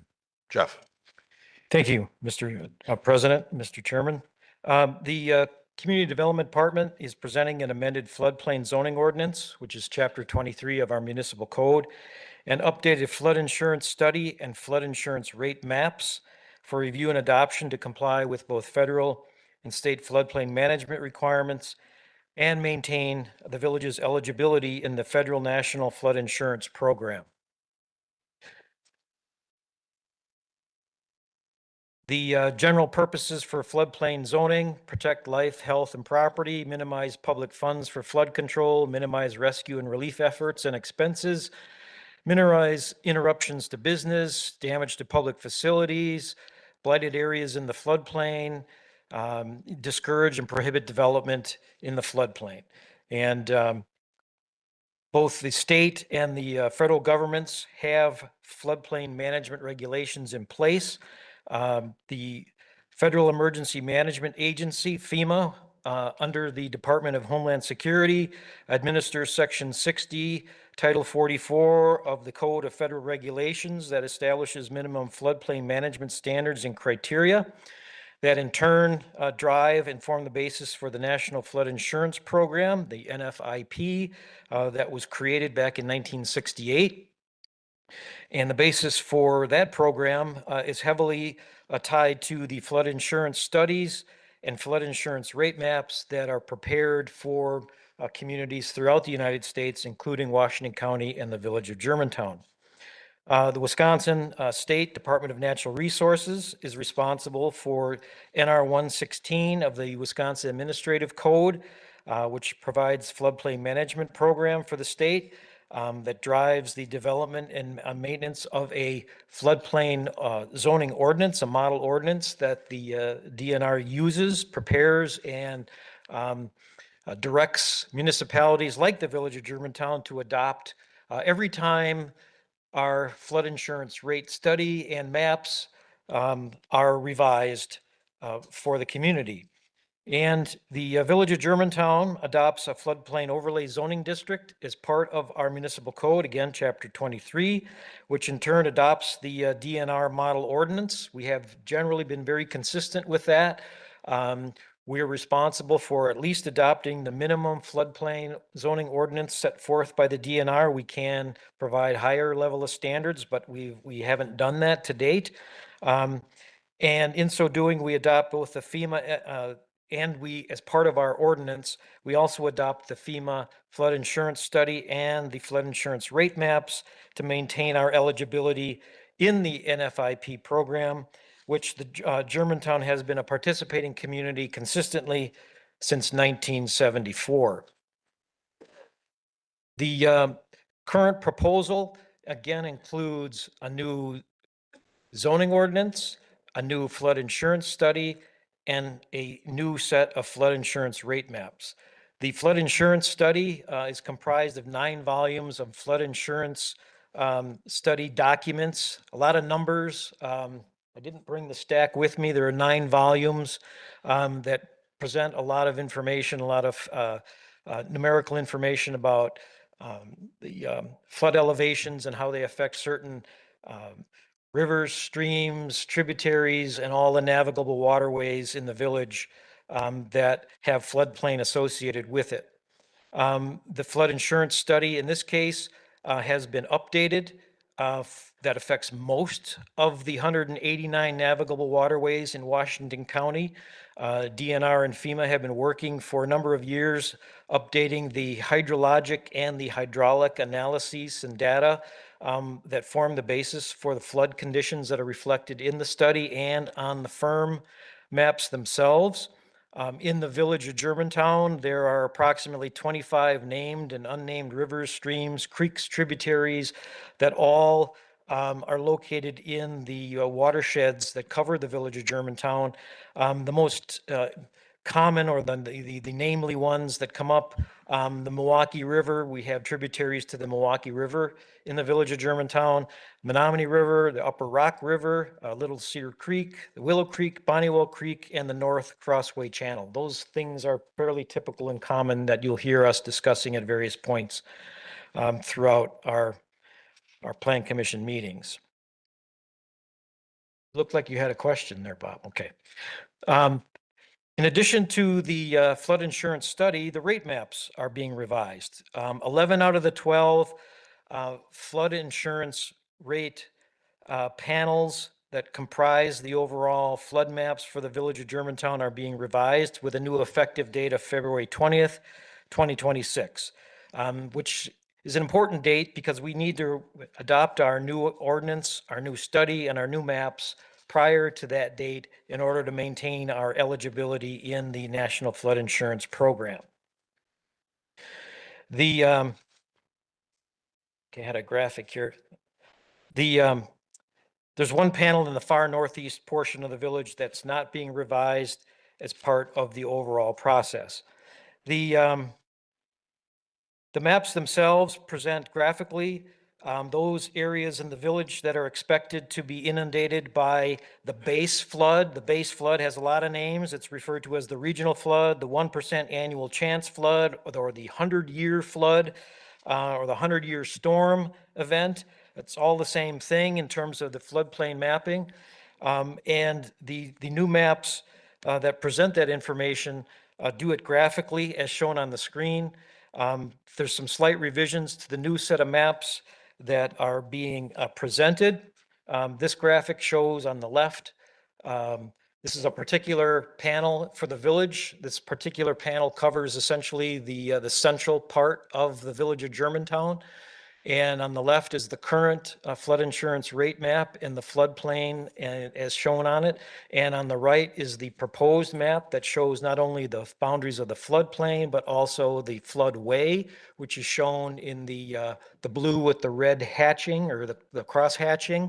And there's also on the new maps, we're also showing the effectively the 500-year storm event or floodplain boundary as shown there too. You'll see some areas that are fairly small in size, but they're reflected with an orange color. The 100-year floodplain is shown in the blue.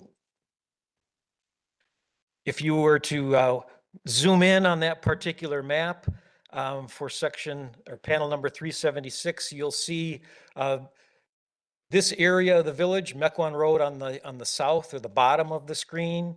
Again, the map on the left is the current firm and on the right is the proposed, and you'll see some differences. Not only do you see now the floodway that's being shown with that red cross hatching, whereas in the current plan it's not shown, but you also see in this particular case, the blue boundary is larger under the proposed plan or proposed map compared to the current map.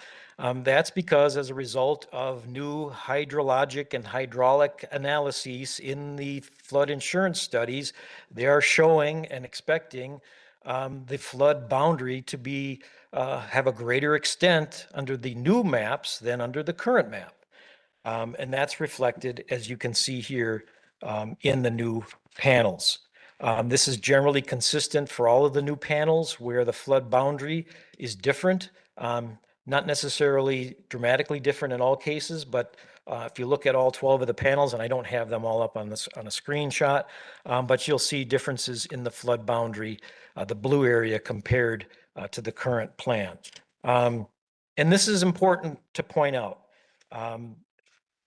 because as I'll talk about in a minute, there are flaws in these maps, and we know that. As a result of our August flood event, we know there are areas that are shown on these new proposed maps that are expected to be flooded, but we know back in August they weren't when we had more than a 100-year flood event. So that's an issue that we need to deal with, both as a community and individual property owners. Just to get back, this graphic shows the entire Washington County area. The box in blue with the gray shading, that's the only area in the county that's not covered by the new flood insurance study and new maps. And I've highlighted the Village of Germantown in the southeast corner of the county. And you can see there that most of our village, 11 out of the 12 panels, are subject to revision with the new firm maps. This graphic shows all 12 of those panels. It's an index for the panel numbers. All of this information is available on the village's website that shows not only the current, but also the proposed panels and firms that you can take a closer look at your leisure. In the staff report, I also included a couple of links. One to the Washington County website that has a really nice graphic that shows, it's like there's a slider that you can move manually. You can zoom in and out on the graphic and move the slider between the current and the proposed flood maps. And you can easily see as you go back and forth where those differences are in the two different boundaries as shown on the two different maps. Now, as I said earlier, staff has some concerns with the maps, but more importantly, it's critical that we adopt the revised flood insurance study and the firms in order to maintain our eligibility as a participating community in the National Flood Insurance Program. FEMA has updated maps, not all of them, but some of them at various points over the last 20 years that I've been here, at least 4 different times. And each time we get a new map or a variation on a map that's intended to be an improvement over previous maps. And in most cases, we find things like I just mentioned, where the maps show an area that has a boundary that just is not realistic. Back in 2013, they gave us some revised maps that showed floodplain that literally covered the landfill site in the southeast corner of the village, which was just ridiculous. The landfill site is 60 feet, 80 feet above the elevation, and the maps are still showing it as being in floodplain. Just totally ridiculous. We commented on that, and the basic response we got is, it doesn't matter that you can drive by and actually see that it's not in the floodplain. We need, according to the rules, we need technical information that clearly shows and proves that it's not in the floodplain. And unless and until you provide that, we can't analyze it and we can't comment, and we're not going to revise our maps. It's in my opinion, a ridiculous process. In some cases, it's not fair when you have maps like these, that if you look closely at certain sections around Squire Drive, which runs north and south through the middle of both of these graphics, that on the current plan, it shows a floodplain elevation of, I think it's 894, close to Squire Drive. And on the proposed map, it's showing in that same vicinity, a new floodplain elevation for the 100-year flood, 5 feet or 6 feet higher, which is ridiculous. When we had our storm event in August, we were driving down Squire Drive. We weren't driving through 6 feet of water. And we were observing properties that the map shows should have been underwater, wasn't underwater at all.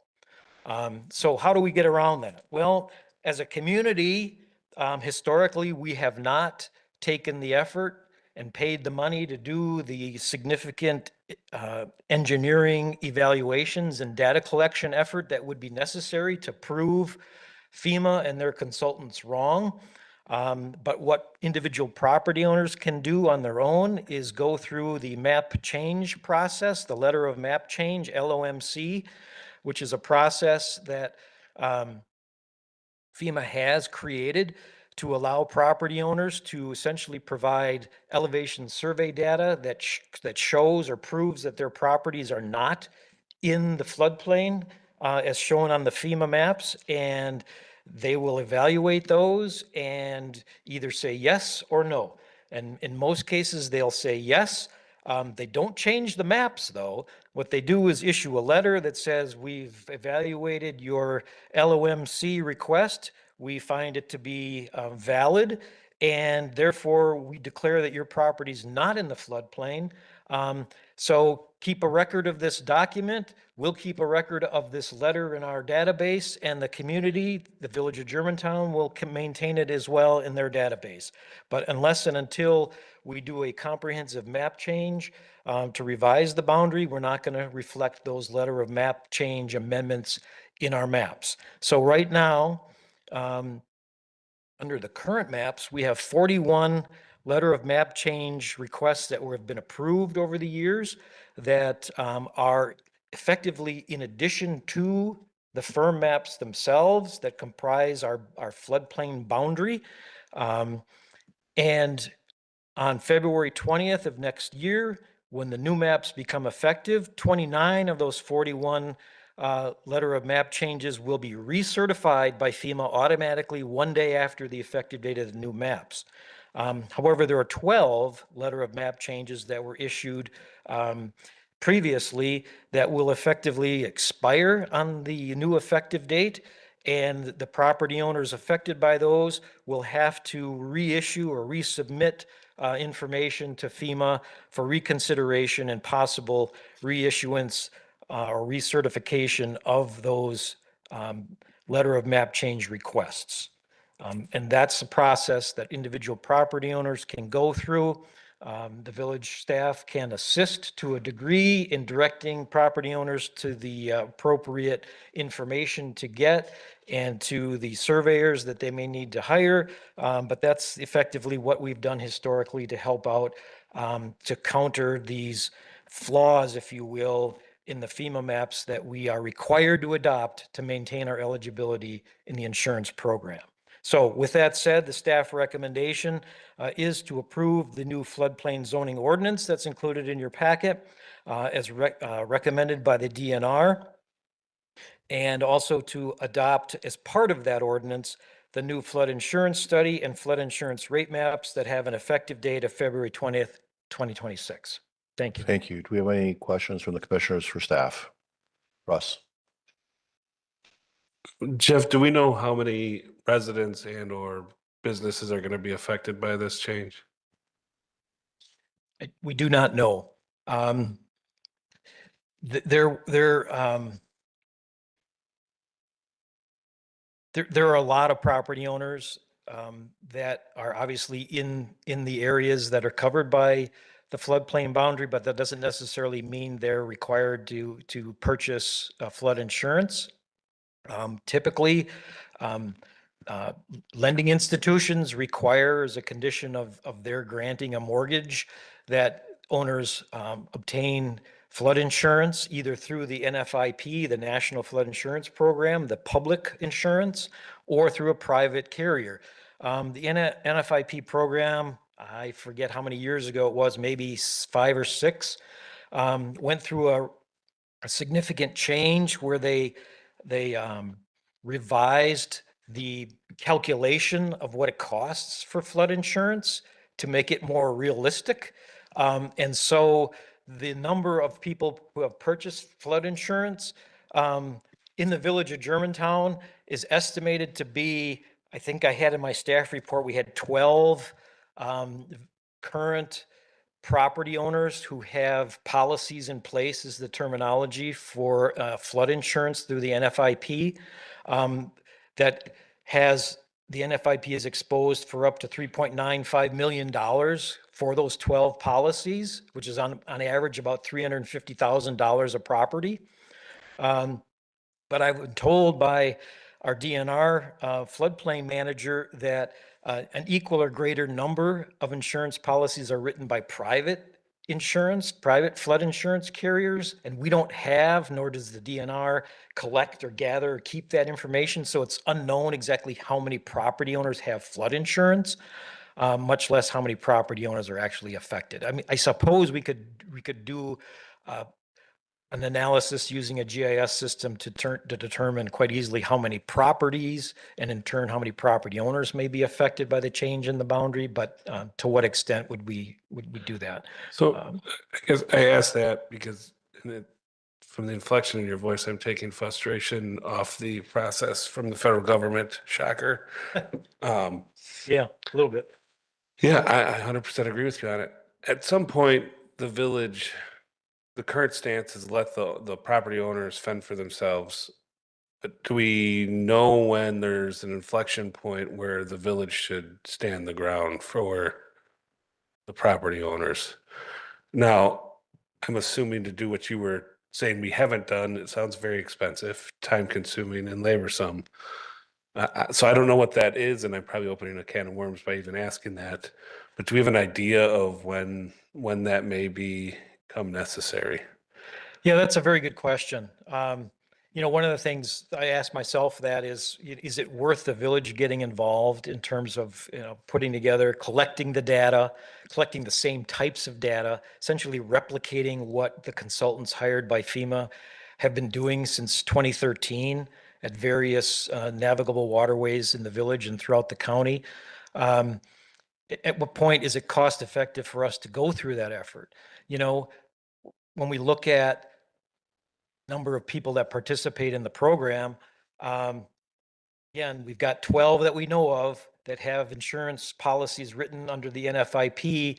Our DNR person says probably an equal or number that get private insurance. So maybe 24, 25, a couple of dozen property owners have actual flood insurance policies where the cost on an annual basis ranges anywhere from $766 to $1,155 a year. You know, if it's going to cost the village $50,000 to $100,000, and I'm just spitballing, to hire a consultant to data collect and then analyze and then spend the time submitting to FEMA for analysis, you know, would it be better for us to just pay people's annual flood insurance premiums for them for a number of years? I don't know. And maybe that's the kind of analysis it needs to be taken in order to make that call. From my understanding, Mequon is going down this path right now. They're pushing back. They're hiring a consultant, and I believe their numbers are higher, north of 100. So if we're at 24, do we go down this path ourselves? Interesting question. Bob? So Jeff, if I'm a property owner who now finds himself in the blue areas or a blue area, what can and can't I do to my property then? Well, in addition to that, I'll just throw out there, if you have a mortgage, you may be getting a letter from your lending institution telling you that you now need to get flood insurance. As far as being in the floodplain, currently, if that's you, the blue area. if you weren't before and you were able to build a house and now your house is shown in the blue area, we are going to basically prohibit you from making improvements to that in the floodplain unless there are provisions in the ordinance that provide for the reconstruction and improvement of structures in the floodplain that were in there prior to being added to the floodplain. So it depends on what you're wanting to do. You may not be able to do what you want to do to your property. So bringing in fill could be an issue. It could be an issue. It could be a matter of simply going through the LOMC process, providing a elevation certificate through a surveyor, which you can submit online. Some of the procedures are fairly simple to actually follow. I mean, it may take you a week to read through the manual that tells you how to do it and get through all the acronyms that are used. But once you get past that point, it may be a simple process of simply proving, hey, the new maps show I'm in the floodplain. My elevation hasn't changed in 20 years. I used to not be in the floodplain. Here's my elevation certificate by a licensed surveyor. You know, take me out of the floodplain. They send you an approval letter and you're out of the floodplain. So to your point about, we had this 1,000-year flood, and I mean, what more proof do you need than that? That's real world. Does the village have any documentation if we decide to challenge any of this based upon that storm in August? Do we have like aerial photographs documented to prove this at some point in the future, or? We do have some aerial photography that was taken at the time that could be used. Arguably, it would be suggested to us that's just anecdotal information. Yeah. In addition to the photography, they would want us, presumably, they're going to want us to provide the technical data to prove, you know, their maps are wrong. And I think we would still need to go through that process. I mean, we can ask those questions, but as Bob pointed out, the city of Mequon is a little bit ahead of us in that game. They went through this same process about a year ago. And they are now embarking on their own sort of challenge to the maps in certain parts of their community. I don't know how extensive that effort is, though. Thank you. Bill? I guess I'm along the same path, I think, except for, I'm just concerned about how does the average citizen, he or she, find out they're suddenly in a floodplain after a storm and they make a claim and their insurance company says, oh, sorry, you're in a floodplain. You should have known that. So how do we communicate this? Well, one of the things that was helpful back in May of 2024, Washington County held a workshop to kick off the whole process of reviewing the revised firm maps and starting a review and ultimately a 90-day appeal process. And as part of that, they took the effort and they sent out postcards to all property owners throughout the county who were impacted by the map. So I guess to answer Russ's question, we could ask the county to count their postcards and give us a number. But they were color coded. There was like a blue postcard went to property owners whose area in the floodplain grew larger if they were already in the floodplain. Yellow postcards were sent to those that were now in that weren't in before. And then another colored postcard was sent to property owners who were in the floodplain previously, but the area has gotten smaller now. I guess to help the county not get inundated with all the people holding a postcard coming to the meeting, maybe those with the yellow cards, calling ahead, or the green card saying, well, if my area's shrunk, then I'm better off. Maybe I don't need to go to the meeting. But there was a public meeting for that process. We could follow up if that's what the board wants to do, to, re-inform people that there's new maps that affect them that they may be interested in knowing. Well, I guess I would just, that's a Herculean task, and I'm not volunteering to lick stamps, okay? But we have to find some way, I think, to get information like this out. I still can picture, I'm from Bloomington, Illinois, okay? State Farm Insurance, 40,000 employees. 38,000 of them are hard to figure out how not to pay you, and the others send out the stamps, okay? But I just think we owe it to the public somehow to communicate this. And then regret later that we missed somebody, So to that point, if we adopt this tonight, does FEMA have an obligation to notify a homeowner or business owner that you are now in the floodplain? No. Not that I'm aware of, other than what the county has gone through. Gotcha. So if I'm a homeowner, I'm now in the floodplain, the 1,000-year flood came, I was dry, I've got a mortgage, my mortgage company is going to notify me that I'm in the floodplain, and I have to get insurance. Let's say my mortgage is paid off, I'm in the floodplain, that homeowner will make a choice whether or not to get the flood insurance or not. Right. Right, and that's fairly typical even under the current map. People who are shown on a boundary as being in the 100-year floodplain don't have a mortgage, and they know, and some have told us in the past, hey, this doesn't make any sense. I've lived here for all my life. It's never flooded. There's no water ever running in that little navigable ditch behind my property. I don't have flood insurance, and I'm not going to buy it. Yeah, Bill, I would want the village to communicate how we communicate that you are now in the floodplain. We'll have to figure that out, but I think we have a right, we need to do that. Yeah, got it. Further questions for staff? Oh, okay, we'll go to the public hearing. It is 8:46, notice of public hearing, Village of Germantown. Notice is hereby given that the public hearing will be held before the Village of Germantown Plan Commission at the Germantown Village Hall located at N112 W17001 Mequon Road, Germantown, Wisconsin, and virtually through the WebEx platform on the following date and time noted below, Monday, December 8, 2025, 6:30 p.m. or later. The purpose of the said hearing is to solicit public comments from any and all parties, their attorneys and agents, for or against an amendment to the Village of Germantown Floodplain Zoning Ordinance, Section 23 of the Village of Germantown Municipal Code that includes the adoption of revised flood insurance rate maps and a revised flood insurance study with the effective date February 20, 2026, as required by state and federal law in order for the Village of Germantown to remain compliant with and participate in the National Flood Insurance Program. The revised firm, which is the flood insurance rate maps, flood maps are the latest flood insurance rate maps prepared by the Federal Emergency Management Agency.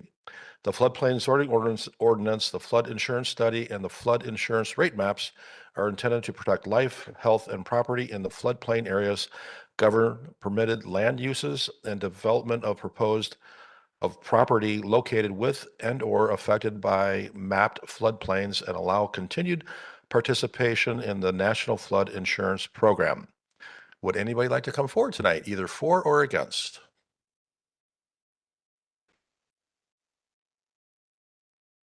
Anyone on WebEx would like to speak for or against? No one has their hands up at this time. Thank you. This public hearing is closed at 8:48.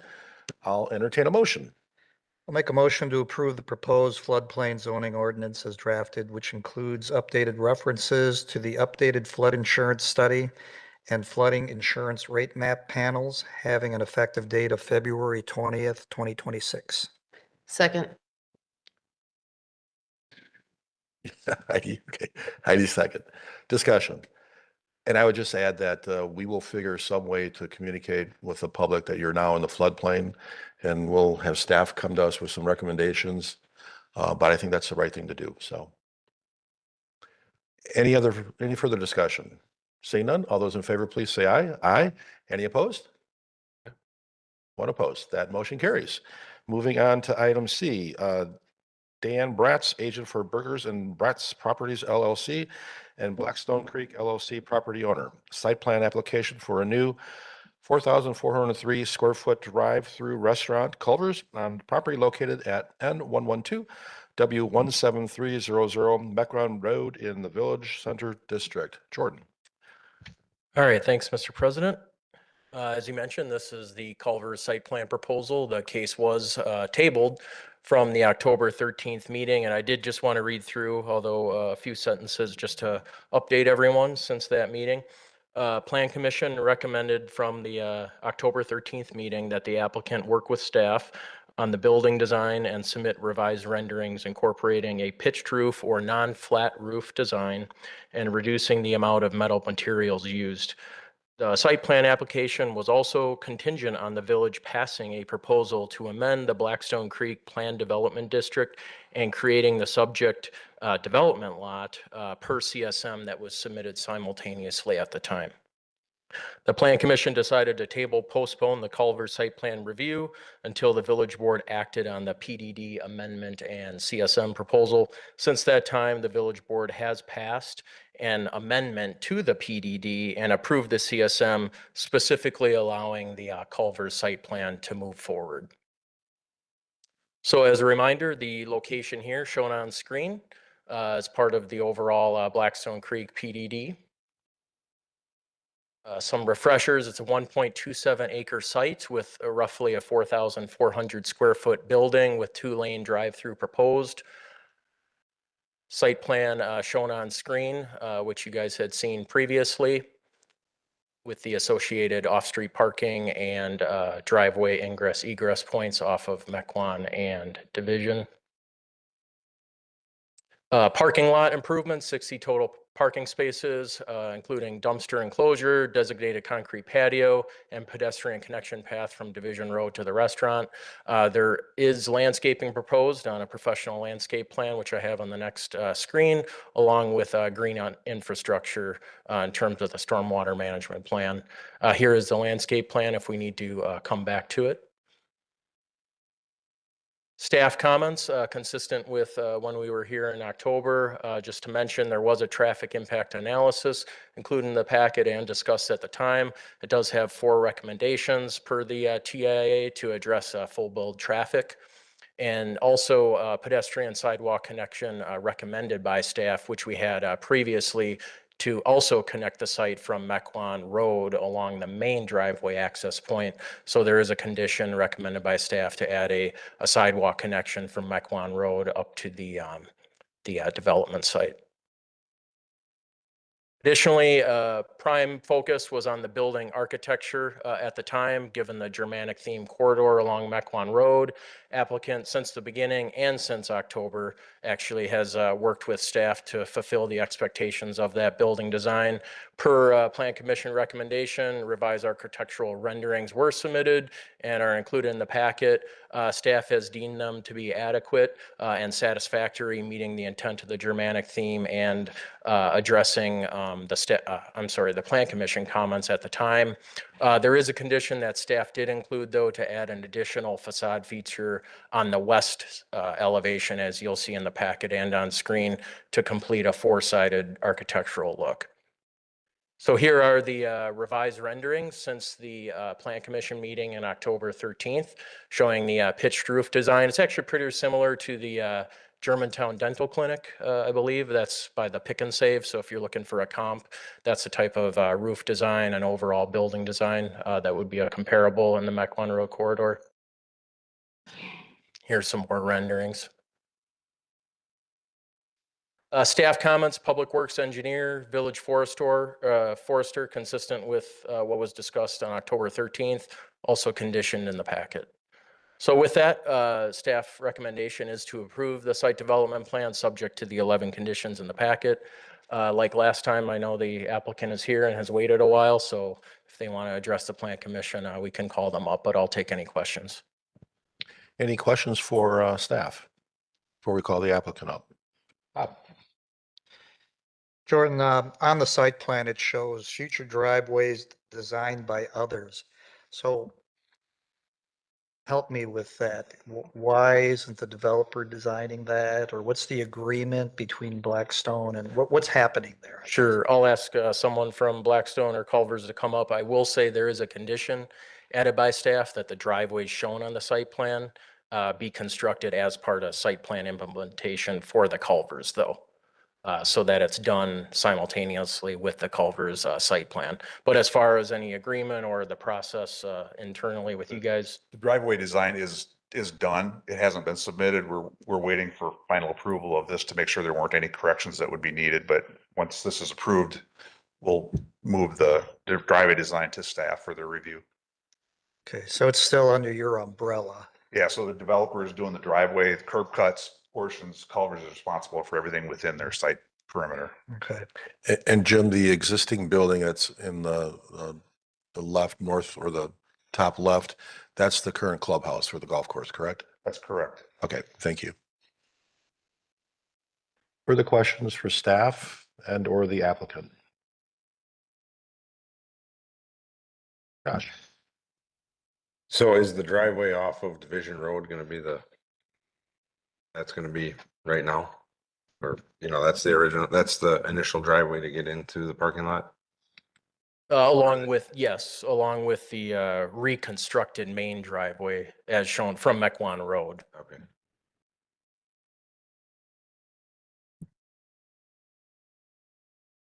Further questions? Any question, Russ?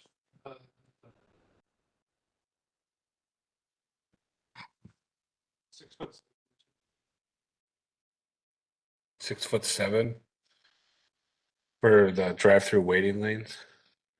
You have it on Mequon and Division there. Yeah, I should have probably addressed that. Part of the village board passing of the PDD amendment to the Blackstone Creek development was a reduction in that setback to 6 feet.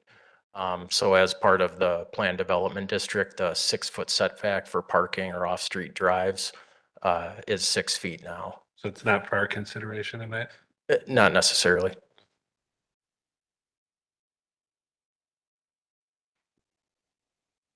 Further questions for staff?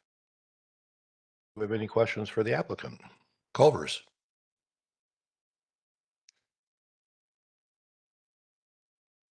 Okay, I'll entertain a motion. Make a motion to approve the site development and building plans as submitted with the following 11 conditions as noted. Bill second. Do we have discussion? Bob? I do have one question.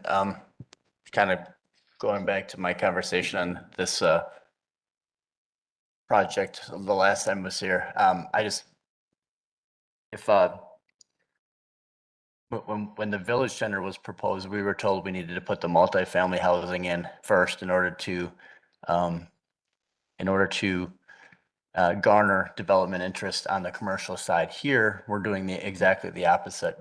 So can you tell me I mean, if we had a plan or vision in place for what we wanted this development to be, I don't know whether it would be Culvers or not. So what is the benefit to the village of having the commercial side going before the multifamily, which on the village center, we were told it should be exactly opposite. I mean, do we have an estimate on the tax revenue or what other benefits the village gets by having this go in first? I don't have an estimate on the tax revenue, but Jeff, if you want to address anything on that in terms of the commercial versus. If I understand your question, you're comparing to what we discussed with the Pilgrim at Mequon redevelopment effort. Yeah, I'm just trying to understand on that proposal, we were told that in order to garner interest on the commercial side, we needed to put the multifamily in first. And then then developers, once they saw that in there, that would attract some interest on the commercial side. Here, we're doing exactly the opposite. We're going to put the commercial in before we put the multifamily in. Right. I mean, are we losing the opportunity to attract the developments we may want in that area by putting this in before we put the multifamily in, which again, we were told was exactly the opposite of what we needed to do at the village center?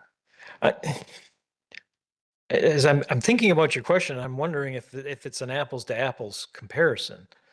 In part, one of the questions was we needed the income and the rooftop, so to speak, in the residential component to generate the higher demand for the commercial. And here, commercial that maybe the village wanted to attract the area.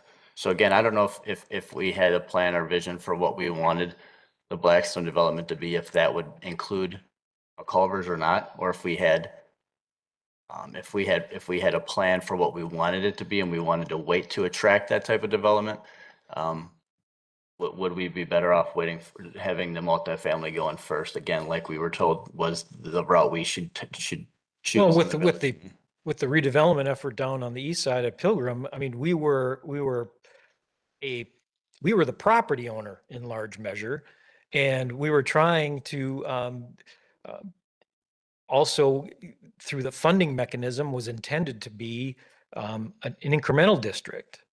And in order to generate some of the increment, the timing of the different development components, played a key role in that as well, in order to make the financing work. And another thing that we heard at the time was the people speaking to the market analysis for the commercial, and they were commenting that yes, there's demand, but we need the additional rooftops in the area to drive the demand for that particular type of commercial that we were looking at, the small boutique-ish sort of first floor occupants of small commercial buildings, and we had skin in the game. In this case, we're not part of the Blackstone Creek development. So, do we typically get involved in determining the tenant type when reviewing generating general land use plans and reviewing planned development districts? Not historically. So questioning whether we would want a Culvers or not, I guess I'm not sure where we're going with that question. Are you suggesting that maybe we should do some thorough analysis to determine whether Culvers is the right use and or whether it should be a different fast food restaurant or a different something else, a car wash? No, again, I have nothing against Culvers or anything. I'm suggesting that we obviously had a plan or a vision for what we wanted to attract from a commercial standpoint right down the road. So Do we not have a plan or vision for what we want to attract in this location? If it's Culver's, great. I'm just trying to understand why the Culver's is going first in this case. Well, we have a potential PDD proposed for multifamily housing and a Culver's together. Here, we're gonna let Culver's go in before we know what the rest of the development is going to be. Right. Well, when we first discussed this back in October, along with the planned development district, one of the components was the large residential component, the 205 residential units. And the thought there was that we're going to be creating this symbiotic sort of relationship with the commercial and the residential. And there we played a little bit of a role when we started talking about whether or not we should allow a fast food restaurant with a drive-through. Is that encouraging, something other than pedestrian oriented type development? And I think collectively the decision was it's okay. We heard from Culver's themselves that yes, while drive-through is a large component of their business, like many other businesses since COVID and maybe not necessarily just because of COVID, they're all moving in the direction of drive-through or a pickup or some convenience-oriented method of delivering their service other than just walking to and sitting down inside the restaurant. I think the decision that we made to allow restaurants with a drive-through facility was sort of the extent of our getting into determining whether a certain tenant is right or wrong for the area, whether it's Burger King or Culver's or some other Five Guys or whatever other type of restaurant, fast food with drive-through that's out there. I don't think we were looking to get any further into it other than simply saying yes or no on restaurants with drive-through. Yeah, I'm not saying I'm asking to get into it. I'm asking why, when we don't know any of the details for the rest of the development, if this is all going to be a development, why we're piecemealing it and letting one thing come in before we know the rest of the plan.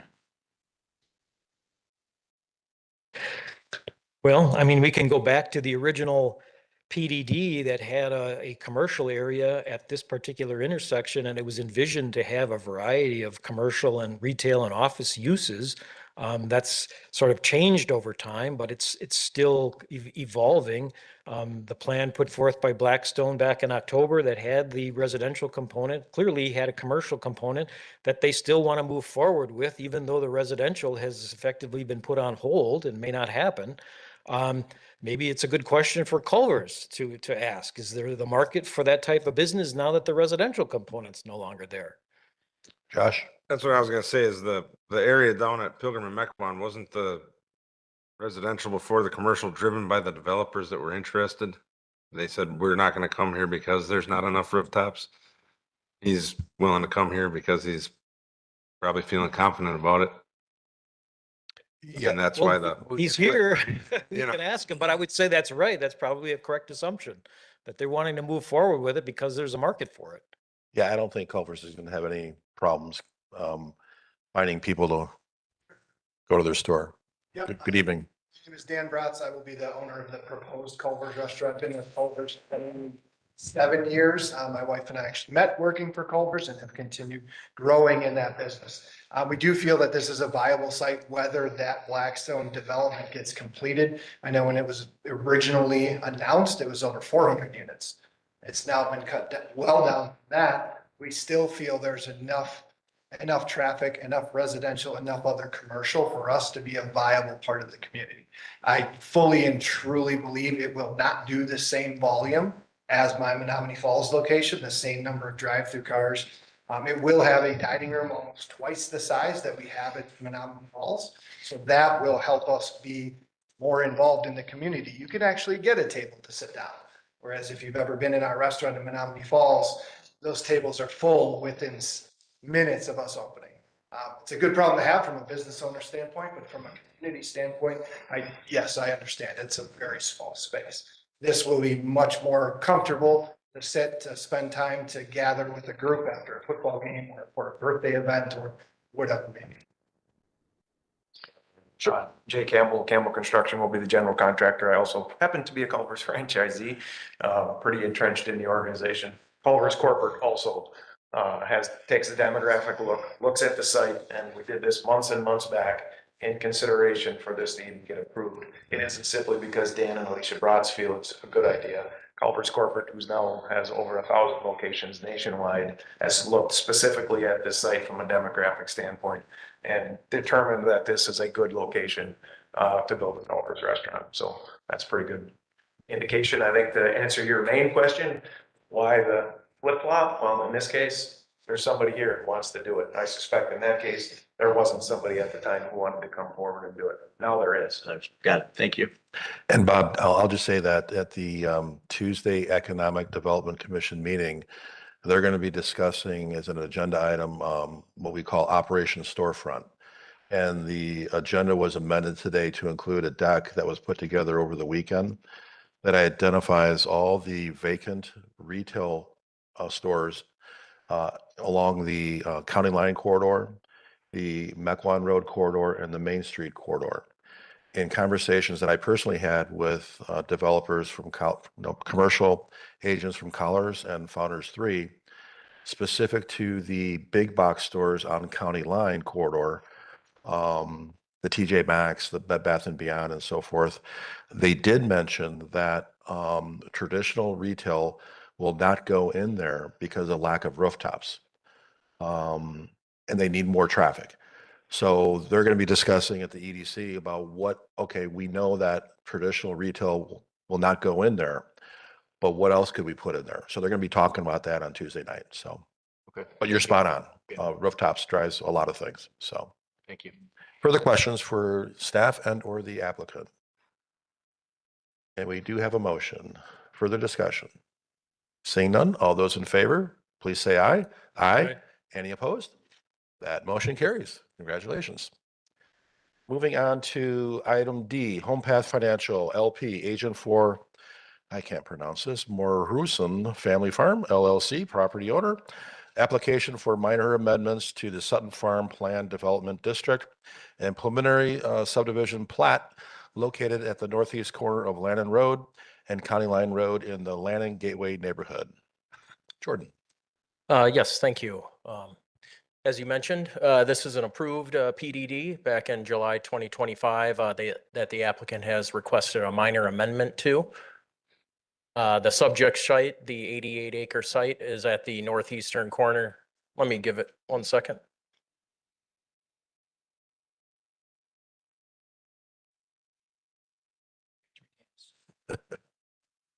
All right, the 88-acre site is at the northeastern corner of County Line Road, and Lannon Road. The approved PDD for Sutton Farm had 273 dwelling units on 88 acres. Density shown on screen here, a variety of housing types, 3 public access points, 2 to County Line, 1 to Lannon Road, and the site was served or is going to be served by public water and sanitary sewer. Under this minor amendment proposal, as you heard tonight from one of the public comment that got ahead of this presentation, the amendment is to shift an access point to Lannon Road from the original approval roughly 200 feet north to address a site distance concern from Washington County. A couple other minor shifts to one to sanitary sewer easement on the southeastern corner of the site. And then also another change would be actually to increase open space roughly 0.8 acres. These changes require technical amendments to the approved resolutions for the preliminary plat and the PDD resolution. And those were spelled out in the packet. So just for reference, here's the initial general development plan, and then the proposed amendment showing mainly that driveway shift would be on the west side there to Lannon Road. Same thing here. This was the initial approved preliminary subdivision plat, July 2025, and then the proposed amended preliminary plat that you see on screen. So technically speaking, changes to a plan development district go through a PDD amendment process requiring plan commission and village board approval. I will read this. Plan commission must determine if the proposed amendment to the Sutton Farm PDD is minor or if the proposed changes are significant enough to materially affect the intended design of the project and the impact of the project on neighboring uses.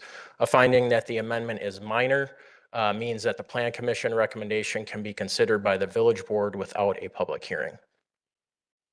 So that being said, staff comments on this, the proposed changes constitute a minor change and do not rise to a level of a significant level that would warrant a public hearing. Support for the PDD and preliminary plat amendment applications for reasons spelled out in the packet, but mainly to alleviate the site distance concern along Lannon Road, and then also that light illumination potentially from vehicles shining westward across Lannon Road. So with that staff recommendation, looks like a lot on screen, but there's mainly it's recommended to approve the minor change to the PDD and preliminary plat. And then also technically speaking, we would have to amend the resolutions for the previously approved preliminary plat and PDD resolutions that were already adopted by the board. The changes would be conditioned as part of this motion. And we can combine all three. We need to do this. Three motions. You want to combine them or? Go ahead and combine them if you want. Okay. I'll entertain a motion. I'll move approval of all three recommendations as stated. Do we have discussion?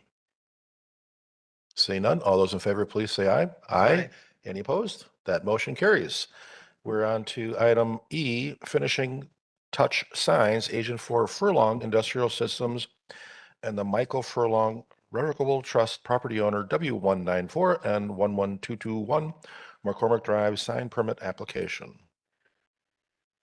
Furlong Industries on McCormick Drive is seeking approval of a wall signage for their building. If you recall back in May of last year, they appeared before us with some exterior modifications, essentially to paint the building and add some lighting on the east elevation.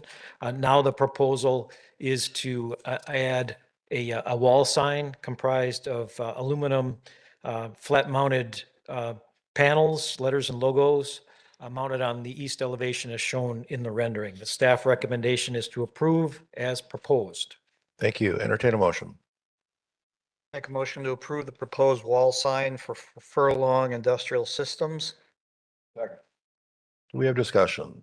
Seeing none, all those in favor, please say aye. Aye. Any opposed? That motion carries. We're now on to item F. Community Development Department, Village Center District Community Engagement Program Consultant Proposal Review and Recommendation. Jeff. Thank you, Mr. President. As indicated in the staff report, earlier this year, the village board paused the redevelopment planning effort that was underway for the Pilgrim and Mequon Road area in the eastern part of the Village Center District. Rinka was doing that work for the village, and that effort was set aside in favor of a different course of action that the board wanted to take, involving more community involvement. The direction was to staff to go out to proposal for consultant proposals for a community engagement effort to receive, solicit comments, feedback, participation in essentially creating a plan for and designing redevelopment in that particular area and other parcels that are owned by the village. And that effort was put together back in November. We had an RFP that was prepared. It went out in November. We actually received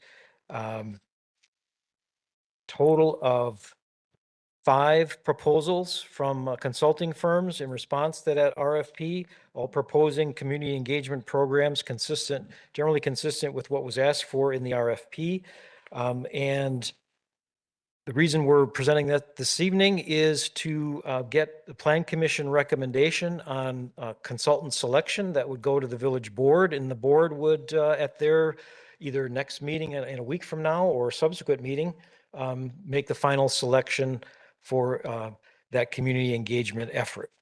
So with that, I would point out that the 5 proposals we have are from SRF Consulting, Grafe and DeVore Communications, 2 groups separately, Chastain and Associates, Juan Gabriel Moreno Architects, JGMA for short, and Community Collaboration. All 5 of those proposals were sent out to Plan Commission members earlier last week to hopefully give you a head start on reviewing those and developing some comments that you might have and suggestions, recommendations to make to the village board. With that said, village staff comprised a small committee comprised of the village administrator, myself, and Jordan. We took a shot at reviewing the proposals and put together our own little score sheet, if you will, to let you know what our thoughts were. But I'll reveal that in a moment. But effectively, we found 3 out of the 5 consultants were real close in what they were proposing to do. And frankly, any one of those 3, I'm sure, would do an excellent job, as well as the other 2. The other 2 had some items that we thought didn't quite match up with the other consultants. But nevertheless, all 5 are certainly qualified to provide the service. And ultimately, the village board will have to make that decision. I handed out a sheet on the dais this evening that showed the village staff's attempt at preparing a recommendation, selecting and scoring the consultants based on the criteria that were included in the RFP and the weights that were assigned to those. And as you can see here in the lower left, the staff recommended selection order and the scores. Again, the top 3 are all really close. SRF, Grafe, and Chastain were the top 3 on the staff recommendation. And JGMA and Community Collaboration followed. So with that, I would just open it up for conversation and discussion and see what the members have to think. Hey, Jeff, thank you for doing this. This is no different than what we did on the RFP for the financial planning. And this worked very well. My question for you is, we have a relationship today with Grafe, and they're just 5 basis points from SRF. Why are we leaning more towards SRF? For one, on the category of key personnel and qualifications, one of the things that we thought that the reason we had SRF slightly lower than Grafe and DeVore simply came down to the number of personnel involved in the project. Some of the consultants, like for example, Community Collaboration had 1 individual that would be involved in the project. And given the tasks at hand, we felt that a greater number of people on the consultant side would help out with the effort.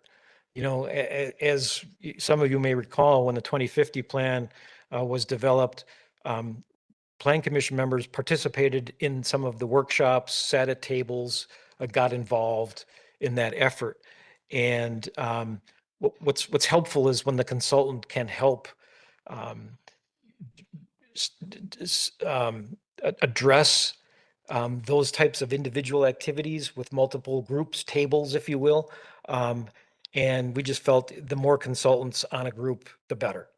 That was just our own sort of bias, if you will, towards that particular category. Grafe had and DeVore had a large number of personnel on the project. And as was pointed out earlier, the DeVore group, they're actually located here in the village of Germantown. Their office space is located here. And so there's some familiarity there with the village as well. And that didn't influence your decision-making on the score? A little bit. I mean, for each one, it's a little different, even like, for example, on cost. SRF had a lower cost Let me get my notes here.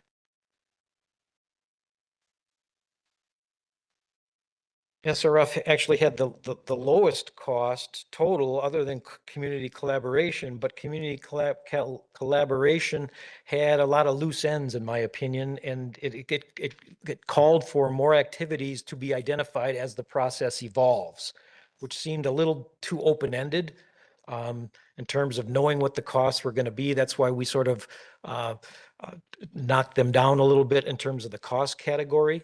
But generally between SRF and GRAFE, GRAFE has slightly higher cost. Theirs was 53,000 and change, where SRF was at 38,000 with some 1,000 for expenses. Okay. Questions? So I did a similar mathematical analysis, which is how we do RFPs at the sewage district too.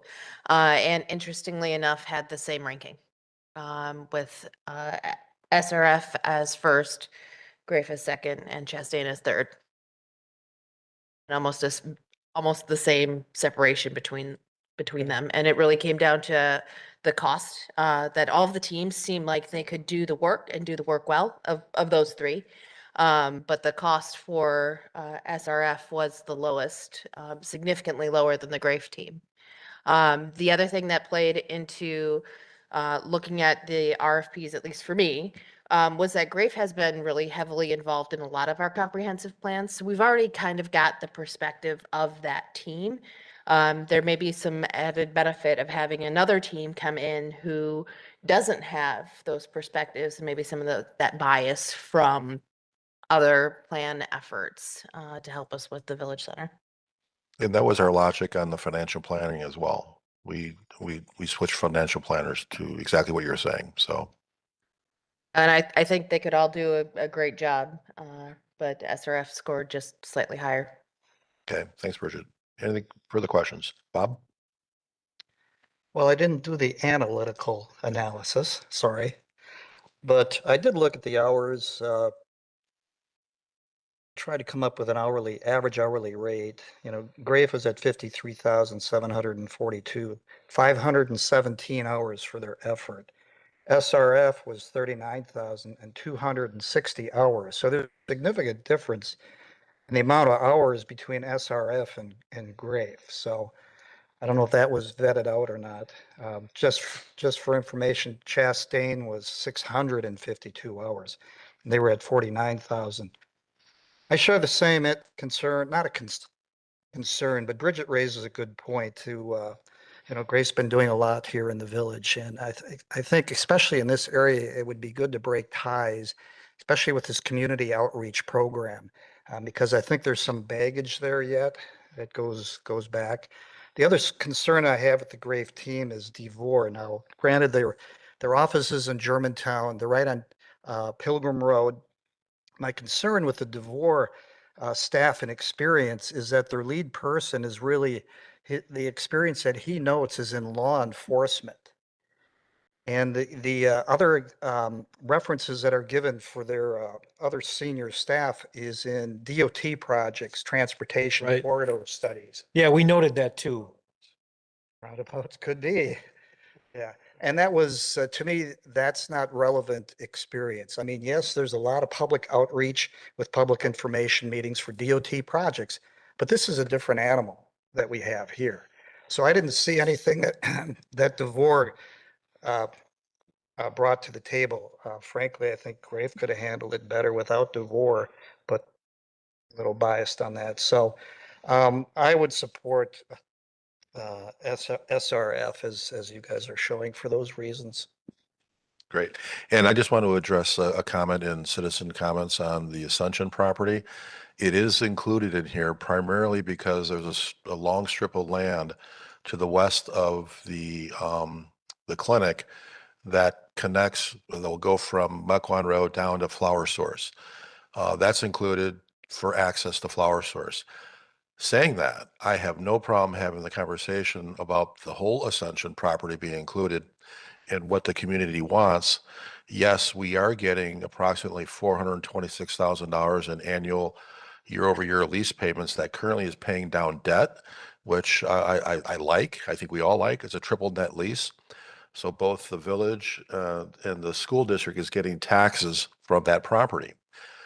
And saying that, that's not to say if whatever we decide to do with that, if we paid whatever we paid for it times, and the developer is going to pay us times 3, I would have no problem supporting that. Ascension still wants to be part of our community, but they need to be included. That site needs to be included in the overall discussion. So, Russ?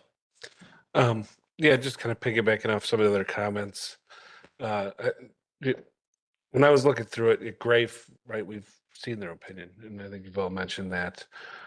We kind of recently went through some of the stuff at the school district when we went through the facilities use study, and we actually picked a different vendor than the one that ran the last round of development within the school district.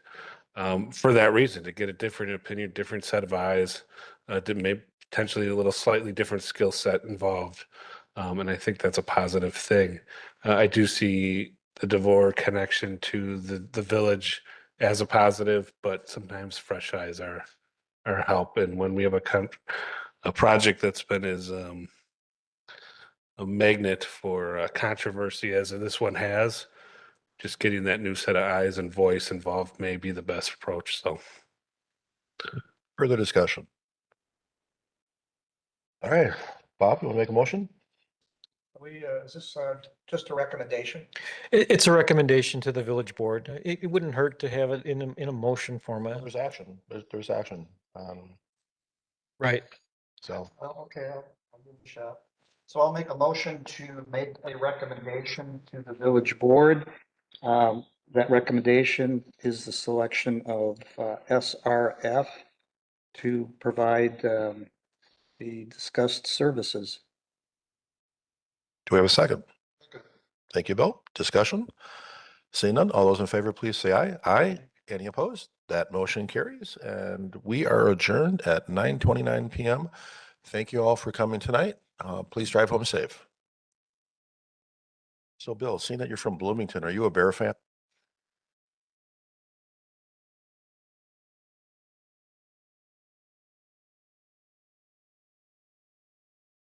A bunch of guys this weekend. Somebody made a comment. Put you under the gun.